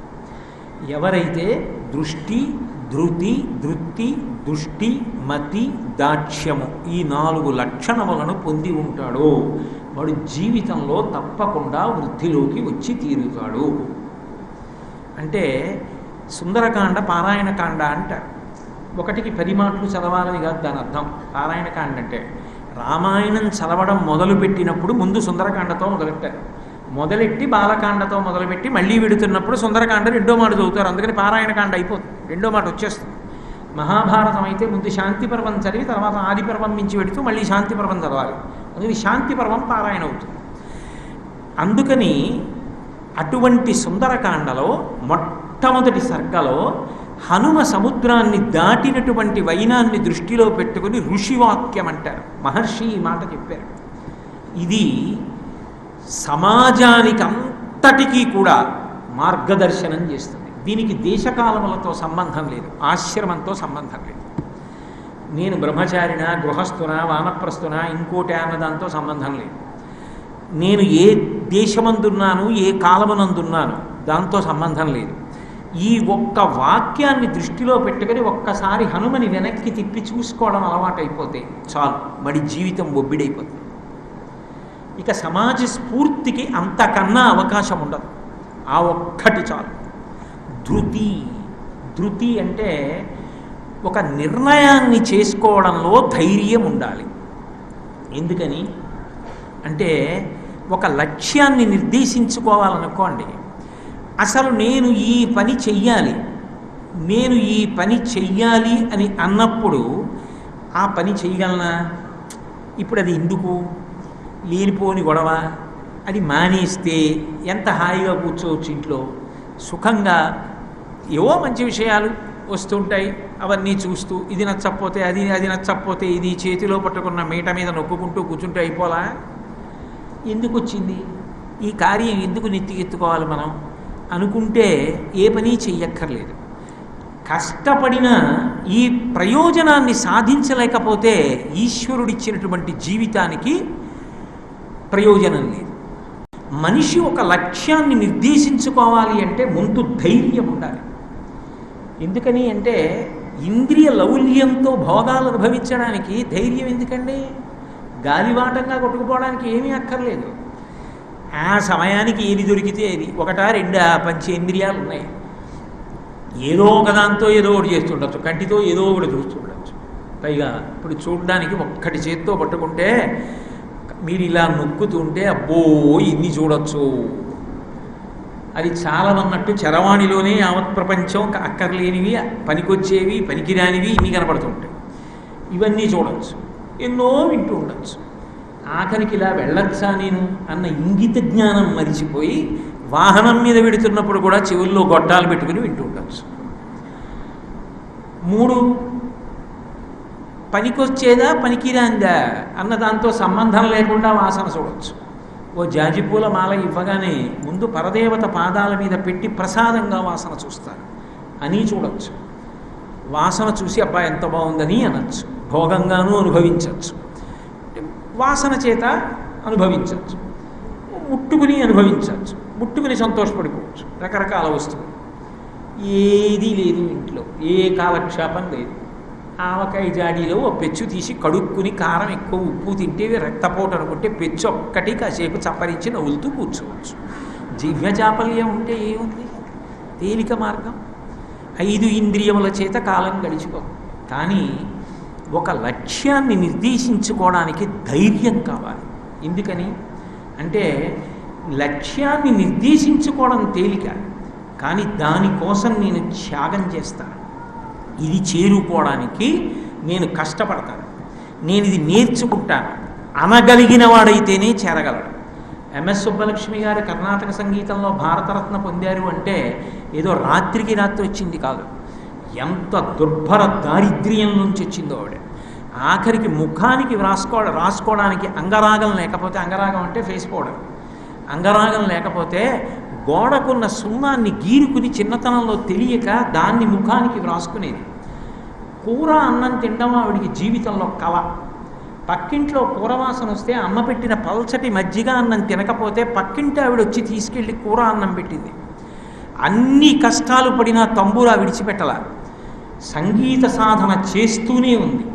అందుకే చిట్ట చివర ఆవిడ శరీరాన్ని విడిచిపెడితే నేను 3 తల్లులుగా గౌరవించిన వాళ్ళల్లో ఒక తల్లి ఎంఎస్ సుబ్బలక్ష్మి గారని భారత రాష్ట్రపతి పదవిలో ఉన్న అబ్దుల్ కలాం గారు ఢిల్లీ నుంచి విమానం ఎక్కి చెన్నై వచ్చి ఆవిడ పార్థివ శరీరం పాడిమోశారు. ఆవిడ కొన్ని కోట్ల రూపాయలు లబ్ధి కచేరీల ద్వారా సంపాదించి ఎన్ని దేవాలయాలకి ఎన్ని సంస్థలకి ఇచ్చేసిందో మహాతల్లి. అది ఒక రాత్రో ఒక పగలలోనో వచ్చింది కాదు. నిరంతర సంగీత సాధన చేశారు ఆవిడ. నిరంతర సంగీత సాధన. ఎంత కష్టపడకపోతే మనిషి లక్ష్యాన్ని చేరగలడు. దుర్గాబాయి దేశ్ముఖ్ గారు స్వాతంత్ర సంగ్రామ సమయంలో కారాగారంలో ఉంటే మహాతల్లిని తీసుకెళ్ళి ప్రతిరోజు ఆవిడ ఇక బయటికి వచ్చాక వెళ్లకుండా చెయ్యాలని మిరపకాయలు దంపించేవారు. దంపగా సాయంకాలానికి ఏమవుతుంది, కారం అంతా ఒంటి మీద పడి విపరీతమైన మంటలు పుట్టేవి. తీసుకెళ్ళి ఉరిశిక్ష పడిన ఉన్మాదులైన ఖైదీలతో కలిపి ఉంచారు. తడిగా అడ్డపెట్టి ఉండేది. పక్కన ఉన్మాదంలో ఉన్న ఒక స్త్రీ పిల్లని చంపేస్తోంది రాత్రి. ఈవిడ తడికిలోంచి దూకి వెళ్ళి పిల్లని కాపాడపోతే ఎత్తి విసిరేసింది. ఒళ్ళంతా పగిలిపోయినట్టు అయిపోయింది. వెళ్ళి ఎలాగో అలా పిల్లని కాపాడింది. ఆ రోజుల్లో బ్రిటిష్ వాళ్ళు పరిపాలిస్తున్న దుర్గాబాయి దేశ్ముఖ్ గారి త్యాగం చూసి ఆశ్చర్యపోయి మీకేం కావాలని అడిగారు. విడుదల కోరితే ఇచ్చేద్దాం అనుకున్నారు. ఆవిడండి, నేను వెళ్ళిపోవడం ప్రధానం కాదు, వీళ్ళకి మనశ్శాంతి లేక ఇలా అయిపోతున్నారు. నేను ఇక్కడ ఉండి వీళ్ళకి శాంతినివ్వాలి, నాకొక్క వీణ ఇవ్వండి, రోజు కాసేపు వీణ వాయించి వీళ్ళకి మనశ్శాంతినిస్తాను. కారం దంపి బొబ్బలెక్కిపోయిన చేతులతో వీణ వాయించి వాళ్ళందరికీ మనశ్శాంతినిచ్చింది. చెరుకు కర్రని నోట్లో పెట్టి నవిలినా తీపే, మరలో పెట్టి తిప్పినా తీపే, కత్తితో నరికినా తీపే. మహాపురుషుల జీవితం ఎప్పుడూ అంతే. నువ్వు ఏ కష్టం పడకుండా పెద్ద పెద్ద స్థానాలకి చేరిపోదామంటే చేరలేవు. జీవితంలో ఆ క్రమశిక్షణ ఉండాలి, ఆ కష్టపడడం రావాలి, ఊడ్చుకు నిలబడడం రావాలి. అలా నిలబడడానికి నువ్వు సిద్ధపడడమే త్యాగం. నేను అస్తమానం చలనచిత్రాలు చూస్తానండి, అస్తమానం నేనేదో బుల్లితెర దగ్గరే కూర్చుంటానండి, అస్తమానం ఆటలు ఆడుకుంటానండి, నేను మాత్రం ఇంత పెద్ద పదవిలోకి వెళ్ళిపోతానండి, వెళ్ళలేవు. అదో తపస్సు. శృణ్వం తపః, పాఠం అలా వినాలి. పుస్తకాన్ని చదివితే అంత బాగా చదువుకోవాలి, నువ్వు అంత సంతోషం పొందాలి, దాన్ని బాగా ధారణ చెయ్యాలి, అంత సంతోషంగానూ మాట్లాడాలి, అంత గొప్పగా స్థితికి ఎదగాలి. నువ్వు త్యాగం చేయడానికి సిద్ధపడనప్పుడు నువ్వు ఏదీ సాధించడానికి ప్రయోజనంగా పెట్టుకున్నా, లక్ష్యం పెట్టుకోవడానికి బాగుంటుందేమో, నువ్వేమవుతావు అని అడిగితే చిన్నపిల్లలు ఏవేవో చెప్తుంటారు, వినడానికి బాగుంటుందేమో, ఆచరణ లేనప్పుడు లక్ష్యాన్ని చేరలేడు. నేను ఇక్కడ కూర్చుని కాశీ పెడతానంటే వెళ్ళలేను. నేను కాశీ వెళ్ళాలి అంటే కాశీ ప్రయాణం మొదలు పెట్టాలి, మొదలు పెడితే కాశీ పెడతాను. లక్ష్యాన్ని చేరడానికి కూడా ధైర్యం ఉండాలి. ధైర్యం దేనికి ఉండాలి అంటే నిన్ను అక్కరలేనివి ఆకర్షించకుండా ఉండాలి జీవితంలో. సర్వసాధారణంగా ఏమవుతుందంటే ఒక లక్ష్యాన్ని పెట్టుకుంటాడు, ఆ లక్ష్యం వైపుకి ప్రయాణం మొదలు పెడతాడు. మధ్యలో ఏమవుతుందంటే అక్కర్లేనిది ఒకటి దృష్టిని ఆకర్షిస్తుంది, అకస్మాత్తుగా అటువైపుకి వెళ్ళిపోతాడు. వెళ్ళిపోవడంలో ఏమవుతుందంటే తను వెళ్ళవలసిన మార్గాన్ని వదిలిపెట్టేశాడు కాబట్టి తను చేరవలసిన లక్ష్యాన్ని చేరలేడు. మీరు హనుమ జీవితాన్నే చూడండి. ఆయన సీతాన్వేషణానికి బయలుదేరుతున్నారు. సీతాన్వేషణానికి బయలుదేరితే లంకాపట్టణంలో ఏదో అలా ఇలా వెతుకుదామని వెతకడానికి ఏం కాదు అక్కడ, అదేం సామాన్యమైన విషయం కాదు. ప్రసాదమాలావితాం స్తంభై కాంచనరాజతై శాతకుంభమైర్శృంగై. అసలు బంగారంతోటి, వెండితోటి, ముత్యాలతోటి, పగడాలతోటి తాపడం చేయబడిన స్తంభాలు, గోడలు. ఒక కిటికీ పరదా చెప్పారండి మహర్షి. సవీష్మజాలం బలవాం దదర్శ వ్యాసక్త వైఢూర్య సువర్ణజాలం యథా మహత్స్రా వృషిమేఘజాలం విద్యుచ్చినత్తం సభ్యంగజాలం అన్నారు. ఆ కిటికీ పరదా కదిలితేట పక్షులు ఒక్క పంక్తిగా ఎగిరితే ఎలా ఉంటుందో అలా ఉంటుంది. ఆకాశంలో పక్షులు పంక్తులు పంక్తులుగా ఎగరడం చాలా అందంగా ఉంటుంది. అదేదో ఒక పంక్తి రెండు పంక్తులు ఎగిరితేనే అంత అందంగా ఉంటే, ఇక ఉజ్జయిన్ దాటి కొంచెం ముందుకు వెళ్ళిపోతే కొన్ని వందల ఎకరాల్లో సరోవరం ఉంటుంది. ఆ సరోవరం మీద ఒక పెద్ద వంతెన ఉంటుంది. ఆ వంతెన మీదకి వెళ్ళి కొన్ని వందల మంది నిలబడతారు సాయంకాలం చుట్టుపక్కల. దేనికి నిలబడతారు అంటే కొన్ని లక్షల పక్షులు బారులు బారులుగా వెడతాయి. ఆ వెళ్ళేటప్పుడు ఒక బారు ఇలా నిలువుగా వెడుతున్నది ధనస్సులా వంగుతుంది, గుండ్రంగా అవుతుంది, ముగ్గు పెట్టినట్టు అవుతుంది. ఇన్ని పక్షులు వెళ్ళిపోతూ ఒకదాన్నొకటి గుద్దుకోకుండా ఆకాశంలో అన్ని వలయాలుగా మారిపోతూ వెళ్ళిపోతుంటాయి. ఇలా ఎత్తిన తల ఇలాగే ఉంచి చూడాలి. చూడగా చూడగా మీకు మెడనెప్పెట్టాలి. చీకటి పడేటప్పటికి ఒక్క పక్షి లేకుండా వెళ్ళిపోతాయి. అవి ఆకాశం అంతా నిండిపోతాయి. అవి కదిలితే ఎంత అందంగా ఉంటుందో తెర కదిలితే అలా ఉంటుంది. బలవాందర్శ, చాలా బలంతో చూశారట.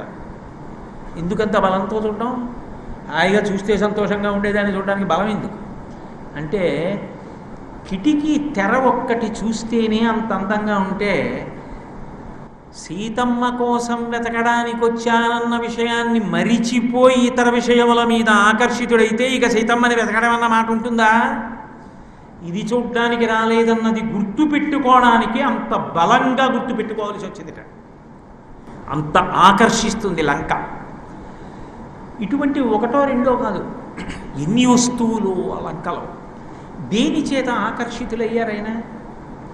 బయలుదేరినవాడు ఏది ఎలా ఉన్నా వానరం అనేటప్పటికీ కాస్త తేనె కనపడితే ఆగుతాయి, ఓ చెట్టు కనపడితే ఆగుతాయి, పళ్ళు కనపడితే ఆగుతాయి, కాయలు కనపడితే ఆగుతాయి. ఆయన వెడుతున్నప్పుడు మైనాకుడు పైకి లేచాడు. ఇంత పెద్ద మైనాక పర్వతం పైకి లేస్తే దర్శయామాస శృంగాణి సాగరేణ నియోజిత శాతకుంభమై శృంగై సకిందర మహోరగై. చెట్లు, తేనెపట్లు, కాయలు, పళ్ళు ఇన్ని ఉంటే ఆయన అన్నారు, మధ్యే లవణతో యస్య విఘ్నోజమితి నిశ్చిత. ఉప్పు సముద్రం మధ్యలోంచి బంగారు శిఖరం పైకి ఎలా వచ్చింది? ఇది నా కార్యానికి విఘ్నం. ఉరసాపాతయామాస జీమూతమివ మారుత. వక్షస్థలంతో శిఖరాలు చూర్ణంగా కొట్టి వెళ్ళిపోయారు. మైనాకుడే పురుష రూపంతో నిలబడ్డాడు. కృతీచ ప్రతికర్తవ్యం దేశ ధర్మ సనాతన సోయం తత్ప్రతికారార్థి తత్వసమ్మానమర్హతి. మహాత్ములకు ఆతిథ్యం ఇవ్వకుండా ఉండకూడదు. పైగా నీ తండ్రి వలన ఉపకారం పొందాను, ప్రత్యుపకారం చెయ్యాలి. నిపత్యమవ శృంగేషు విశ్రమస్వ యథాసుఖం. నా కొండ మీద దిగి 2 పళ్ళు తిని కాస్త తేనె తాగి వెళ్ళన్నారు. ఆయన దిగలేదు. రామకార్యం మీద సీతాదర్శనానికి వెళుతూ రామబాణంలా వెళతానన్న వాడిని తేనె డాకడానికి మధ్యలో ఎందుకు దిగాలి? దిగకూడదు నేను. అందుకని ప్రీతోస్మి కృతమాతిథ్యం మంజురేషోపనీయతాం తరతే కార్యకాలో మే హస్త్యా ప్రతివర్తతే ప్రతిజ్ఞాత మయా దత్తానస్తాతవ్య విహాంతరే. మీరు నాకు ఆతిథ్యం ఇద్దామనుకున్నారు, చాలా సంతోషం. ఒకసారి ఇలా ముట్టుకున్నారు, ముట్టుకుని ముందుకు వెళ్ళిపోయారు. అంతే. మీరు నాకు అన్నీ పెట్టినట్టే, అన్నీ ఇచ్చినట్టే తప్ప ఇప్పుడు నేను అవన్నీ తీసుకోకూడదు. రామకార్యం మీద ఉన్నారు, వెళ్ళిపోయారు. సర్వసాధారణంగా విద్యార్థి దశ నుంచి జీవితంలో ఎక్కడైనా కూడా మనిషిని ఆకర్షించేటటువంటివి కొన్ని ఉంటాయి. అది దాని లక్షణం. ఓ విద్యార్థి ఉన్నాడు అనుకోండి, పాపం వాడి తప్పేం లేదు, రాత్రి 10 వరకు చదువుకుందాం అనుకుంటాడు. కానీ ఏదో మంచి ఆట జరుగుతోంది, అది ప్రపంచ స్థాయిలో జరుగుతున్నటువంటి ఆట, అందులో ముందు భారతదేశం ఆడుతోంది. కాబట్టి ఒక్క 4 6 24 బంతులు చూసి ఇక చదువుకోవడానికి వెళ్ళిపోతానంటాడు. వాడు తెగ కొట్టేస్తున్నాడు, వీడిక్కడ ఉండిపోతాడు. ఏదో కొట్టారు, తర్వాత వాళ్ళు ఏం చేస్తారు? మళ్ళీ కూర్చున్నాడు. రాత్రి 11:20కి ఎవరో గెలిచారు, ఎవరో ఓడిపోయారు. లేకపోతే ఏదో రకంగానైనా గెలిపోవటం వల్ల నిర్ణయించేయాలిగా తప్ప ఎవరూ గెలవలేదంటే ఇన్నాళ్ళు చూసిన వాళ్ళు కోపడరు. ఏదో రకంగా ఎవరో వాళ్ళు గెలిచారు, వాళ్ళు ఓడిపోయారు అన్నారు. కాబట్టి ఎవరో వాళ్ళు గెలిచారు, ఎవరో వాళ్ళు ఓడిపోయారు. నీకు ప్రీతి ఎక్కువ ఉన్న వాళ్ళు ఓడిపోతే నిద్రపట్టదు, నీకు ప్రీతి తక్కువ ఉన్న వాళ్ళు ఓడిపోతే సంతోషంతో నిద్రపట్టదు. ఎలాగో అలా 12:30 అయింది, పొద్దున్న లేవలేకపోయావు. పరీక్ష ఏమైంది? ఆకర్షించి పాడు చేస్తాయి జీవితంలో కొన్ని. అది ఏ స్థాయిలోనైనా ఉంటుంది. ప్రతి వ్యక్తి జీవితంలో ఉద్యోగం చేస్తున్నప్పుడు అవనివ్వండి, వ్యాపారం చేస్తున్నప్పుడు అవనివ్వండి, చదువుకునే రోజుల్లో కానివ్వండి, దాంపత్యంలో కానివ్వండి, కుటుంబ జీవనంలో కానివ్వండి, పౌరుడిగా కానివ్వండి, అనవసరంగా ఆకర్షించి పాడు చేసేవి కొన్ని ఉంటాయి. దీని ఆకర్షణకి నేను వశపడితే నేను పాడైపోతాననుకున్న దాని జోలికి వెళ్లకుండా నిన్ను నువ్వు నిగ్రహించుకోవడం నీకు రావాలి. ఒక కారు ఉందనుకోండి, ఇది చాలా వేగంగా వెడుతుందంటే ఎక్కి కూర్చుంటావా? అవసరమైతే ఆగుతుందా అని కూడా అడగాలి. ఇది ఆగదండి, వెళ్ళిపోతుందంటే అంతే. ఎందుకది ఎక్కి అవసరమైతే ఆగాలి. నువ్వు ముందుకి వెళ్ళిపోవడం ఎంత అవసరమో దేనికి వశపడకూడదో దానికి వశపడకుండా ఉండడం కూడా అంత అవసరం. సమాజం అన్న తర్వాత ఆకర్షించేవి లేకుండా ఎలా ఉంటాయి? అందులో ఇవాల్టి ప్రపంచంలో వ్యాపారం అన్న మాటకు అర్థమే ఆకర్షణ. అందుకే అన్ని ప్రకటనలు ఉంటాయి. అరిచేతిలో స్వర్గం చూపిస్తాయి. అయిందానికి కాందానికి నువ్వు ఆకర్షింపబడితే నీకుండాలి నిగ్రహం. తప్పుకోవడం నీకు రావాలి. పనసతొనలు కావాలని నువ్వు అనుకుంటే పనసపండు జిగురు అంటుకుంటుంది తొన తీసేటప్పుడు. పనసపండుని నింద చేస్తే తొన తినలేవు ఎప్పటికీ. చేతికి నూనె రాసుకుని పనస తొన తీ, చిన్న జిగురు అంటుకోదు నీకు. నువ్వు నిగ్రహం నేర్చుకుని సమాజంలోకి వెళ్ళు. నిన్ను ఏదీ ఆకర్షించి పాడు చేయలేదు. నీ మార్గంలో నువ్వు వెళ్ళు. అసలు ఆ నిగ్రహం రావాలి. నిన్ను నువ్వు నిభాయించుకోవడం నీకు రావాలి తప్ప క్షణానికో దాని పట్ల నేను ఆకర్షితుడిని అవుతానండి అంటే చదువుకోవలసిన వాడు చదువుకోవడం మానేసి అదేదో కనపడిందని ఆ చలనచిత్రానికి పోతాను, ఇదేదో కనపడింది నేను రాత్రి 11 వరకు ఇదేదో చూస్తాను, ఆ పక్కన ఏదో పుస్తకం కనపడింది అది చదువుతాను, చేతిలో చరవాణుంది ఎవరితోనో గంటలు మాట్లాడతాను, అక్కర్లేని సంక్షిప్త సందేశాలు చదివి అవన్నీ మళ్ళీ రాసుకుంటూ ఉంటాను. చెయ్యి, ఎవరు పాడవుతారు? అప్పటికి సంతోషంగా ఉంటుంది, జీవితం పాడైపోతుంది. కొన్ని ఆకర్షించి పాడు చేసేస్తాయి. పాడు చేస్తున్నట్టు కనపడవు, అది గమ్మత్తు. మనని సంతోషపెట్టినట్టు కనపడతాయి. మనని సంతోషపెట్టినట్టు కనపడినా అది పాడు చేసేస్తోందని తెలుసుకుని నువ్వు దానికి వశపడకుండా ఉండడానికి నీకు నిగ్రహం కావాలి. నువ్వు నీ దారి తప్పకుండా ఉండాలి. అది నేర్పుతుంది హనుమ జీవితం. అందుకు సుందరకాండ పారాయణ చేయండి అంటారు. పిల్లల్ని హనుమకి ప్రదక్షిణాలు చేయించండి అంటారు. ఎందుకు అడుగుతాడు వాడు, ఎందుకమ్మా నేను ఆయన చుట్టూ తిరగడం అని. ఆయన గొప్పతనం ఏంటో తెలుసా? సముద్రం మీద వెడుతుంటే మైనాకుడు వచ్చాడు, బంగారు పర్వతం దిగలేదు, తేనె తాగలేదు, నువ్వు అలా బ్రతుకు అని తల్లి చెప్తే వాడు జీవితంలో నిగ్రహం అలవాటు చేసుకుంటాడు. ఆ తర్వాత వాడు ఎక్కడా దారి తప్పడు, తన దారిలో తానెడతాడు, లక్ష్యం వైపుకి ఎడతాడు. ఏ శపథమన్వేష్టం, వెళ్ళాలని సంకల్పం చేసుకున్నారు, లక్ష్యం పెట్టుకున్నారు, ఆకర్షితులు కాలేదు. కొన్ని భయపెడతాయి జీవితంలో, భయపెట్టి పాడు చేసేస్తాయి. అయ్య బాబోయ్ ఇలా అయితే అలా, ఇక మనం ఏం చేయలేం అని జామకారిపోకూడదు. అందుకే భగవంతుడి విషయంలో ఒక మాట చెప్తారు పెద్దలు, భగవంతుడు భయాన్ని ఇస్తాడు, భగవంతుడు ధైర్యాన్ని ఇస్తాడు. నేను భయపడుతున్నానండి అన్నాను అనుకోండి, నేను ధైర్యంగా లేను. నేను ధైర్యంగా ఉన్నానండి అన్నాను అనుకోండి, నేను భయంతో లేను. భగవంతుడు భయాన్ని ఇస్తాడు, ధైర్యాన్ని ఇస్తాడు. ఏ భయం? ఆరోగ్యవంతమైన భయం. అయ్యో నేను ఇది చెయ్యకూడదు, ఇది చేస్తే ఎవరికీ తెలియదేమో కానీ ఈశ్వరుడికి తెలియకుండా ఉంటుందా? రేపు నేను పూజామందిరంలోకి వెళ్ళి ఆయనకి ధ్యాన శ్లోకం చెప్పి నమస్కరిస్తే ఛీ ధూర్తుడా అని అడగడా? నాకు వద్దు. ఆరోగ్యవంతమైన భయం. చెయ్యవలసిన పని చెయ్యవలసి వచ్చినప్పుడు నిష్కారణంగా నీకు ఇబ్బందులు కల్పింపబడితే ఆయన ఉన్నాడన్న ధైర్యం, ఆయన నన్ను కాపాడతాడన్న ధైర్యం. ఈ రెండు ఎక్కడి నుంచి వస్తాయి అంటే భగవద్భక్తిలోంచి వస్తాయి. ఆయన ఉన్నాడు వెనకాతల అన్నది ధైర్యం. అక్కరలేనివి పాడు చేసేవి లోకంలో ఉండి తీరుతాయి, నిన్ను భయపెడతాయి. భయపెట్టేది ఎదురు పడకుండా ఎవరి జీవితం నడవదో. ఎంతటి మహాత్ముల జీవితంలో కూడా అయ్య బాబోయ్ ఇది ఎలా గట్టెక్కుతాను అని భయపడవలసినటువంటి రోజు ఒకటి వస్తుంది. ఎంఎస్ సుబ్బలక్ష్మి గారు అంతటి ఆవిడికి వచ్చింది. ఐక్యరాజ్య సమితిలో పాట పాడడం అంటే మామూలు విషయం కాదు. ఐక్యరాజ్య సమితిలో ఇంకొక గంటలో పాట పాడడానికి వెళ్ళాలనగా అకస్మాత్తుగా ఆవిడ కంఠం మూగబోయింది. ఇక మాట రాలేదు ఆవిడికి. కూతురు రాధుంది అక్కడ. భర్త సదాశివం వస్తే దెబ్బలాడతారని భయం వేసి కూతురికి చెప్పింది, మాట రావట్లేదు, నాన్నకి చెప్పకు, ధ్యానం చేసుకుంటోందని చెప్పారు. ఐక్యరాజ్య సమితికి వెళ్ళడానికి కారు ఎక్కేసింది, కంఠం రావట్లేదు. ఐక్యరాజ్య సమితికి వెళ్ళి కూర్చుంది.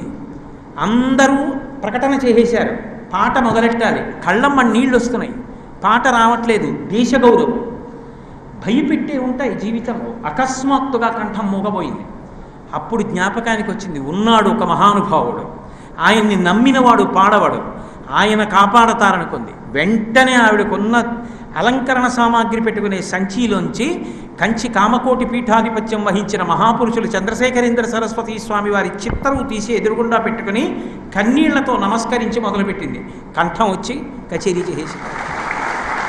ఆవిడే ఒక పాత్రికేయుల సమావేశంలో కూడా ఈ విషయాన్ని చెప్పారు. ఇది యథార్థంగా జరిగింది నా జీవితంలో. ఒక్కొక్కసారి నువ్వు భయపడవలసిన సంఘటనలు జరుగుతాయి, నువ్వు నేలపడిపోకూడదు, నువ్వు ధైర్యంతో నిలబడగలగాలి. సింహికడ్డొచ్చింది హనుమకి, భయపడిపోయారా? ప్రాణస్థానములను తుంచి భిన్నం చేసి ముందుకెళ్ళిపోయారు. నువ్వు గడవగలగాలి, అంతేకాని అన్నీ అనుకూలంగా నీకు ఎలా ఉంటాయి జీవితంలో? ఒక్కొక్కసారి ప్రతికూలంగా ఉంటే వస్తాయి. అంత మాత్రం చేత నువ్వు భయపడిపోతే ఎలా? ధైర్యంగా నిలబడాలి. నీ ప్రస్థానం నీదే, నీ మీద నీకు నమ్మకం ఉండాలి. ఈ రెండిటిని దాటగలిగితేనే లక్ష్యాన్ని చేరుతావు. ఈ రెండిటిలో ఏ విషయం దగ్గర నువ్వు వాగినా నువ్వు లక్ష్యం చేరలేవు. ఈశ్వరుడి పరీక్ష ప్రతి వ్యక్తికి ఈ రెండు ఉంటాయి. ఇవి దాటాలంటే నువ్వు హనుమని ఆదర్శంగా తీసుకోవాలి. అందుకే సుందరకాండ పారాయణ చెయ్యండి అంటారు. అంతటి మహాద్భుతమైనటువంటి వ్యక్తిత్వం మహానుభావుడు. మనిషికి పరమేశ్వరుడు ఇచ్చినటువంటి గొప్ప అదృష్టం వాక్కు. మనిషి మనిషిగా బ్రతకడం అన్న మాటకు అర్థం ఏంటంటే మంచి మాట మాట్లాడటం. మనం కోట్లు ఇవ్వలేకపోవచ్చు, లక్షలు ఇవ్వలేకపోవచ్చు, కానీ కష్టంలో ఉన్నవాడితో ఒక్క మంచి మాట చెప్పి ఓదార్చవచ్చు. చనిపోవడానికి సిద్ధపడిన సీతమ్మతో మంచి మాటలు మాట్లాడి ఆమెకు మళ్ళీ ప్రాణముల మీద అనురక్తి కల్పించారు. చిట్ట చివర రామచంద్రమూర్తి దగ్గరికి వచ్చి మాట్లాడుతూ ఒక మాట చెప్పారు.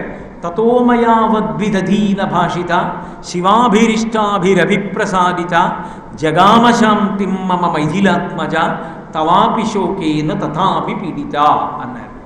రామ, సీతమ్మ ఇప్పటికీ ఏడుస్తోంది. ఎందుకు ఏడుస్తోందో తెలుసా? నువ్వు తన గురించి ఏడుస్తున్నావని ఏడుస్తోంది. భర్త మరిచిపోయాడంటే ఆ భార్య ఏడుపు వేరు. ఇప్పటికీ మరిచిపోలేదు. సీత సీత సీత అని రాముడు ఏడుస్తూనే ఉన్నాడు. ఇప్పుడు సంతోషంగా ఏడుస్తోంది, ఆయన నా కోసమే ఏడుస్తున్నాడు. ఆ ఏడుపు వేరు, ఇప్పుడు ఏడుపు వేరు. ఆమె మనసు శాంతితో ఉంది. ఆమె శాంతి ఎందుకు పొందిందో తెలుసా? నా వాక్కుల ద్వారా ఇవ్వగలిగాను. పరమేశ్వరుడు 84 లక్షల జీవరాశులలో మనిషికి తప్ప ఇంకా ఎవ్వరికీ స్వరపేటిక ఇవ్వలేదు. మనిషి ఒక్కడే మాట్లాడగలడు. ఆ మాట ద్వారా ఎంత శాంతి కల్పించచ్చో, చచ్చిపోయే వాళ్ళని కూడా బ్రతికించచ్చు అనడానికి ఉదాహరణ ఉరిపోసుకుంటున్న సీతమ్మతో రామకథ చెప్పి మళ్ళీ బ్రతికేటట్టు చేశారు. తన మాటల చేత ఊరడించి ఆమెను నిలబెట్టారు. మనిషిగా బ్రతకడం అంటే భగవంతుడిచ్చిన మాటని సద్వినియోగం చేసుకో అని చెప్పటం, సమాజానికి స్ఫూర్తి కల్పించడం హనుమ యొక్క జీవితం మనకి పాఠంగా తెలియచేస్తుంది. అలా మధురంగా మాట్లాడడం, కొంచెం కఠినంగా అనిపించిన అవతల వాళ్ళ హితం కోసం, మంచి కోసం మాట్లాడడం, ఓ నిజం, నేను ఈ మాట పట్టుకుని జీవితంలో ఒక కొత్త విషయాన్ని అన్వయం చేసుకోవాలి అని తెలుసుకునేటట్టు. పైకి కఠినంగా ఉన్నా కొన్ని ప్రేమతో ఉంటాయి, అది అవసరం. లోపల ప్రేమ ఉండాలి. దూదు పేడ పైకి చికాగ్గా అనిపించవచ్చు, కానీ అది పాలకోవ. అలాగే మాట ఒక్కొక్కసారి విమర్శించినట్టో కఠినంగా ఉన్నట్టో అనిపించవచ్చు, కానీ అందులో ప్రేమతో కూడినటువంటి ఒక హితోపదేశం ఉన్నప్పుడు దాన్ని అలాగే స్వీకరించాలి. మన సోదరుడు వచ్చి చెప్పినట్టుగా భావించి స్వీకరించి అనుష్ఠానంలోకి తెచ్చుకోవాలి.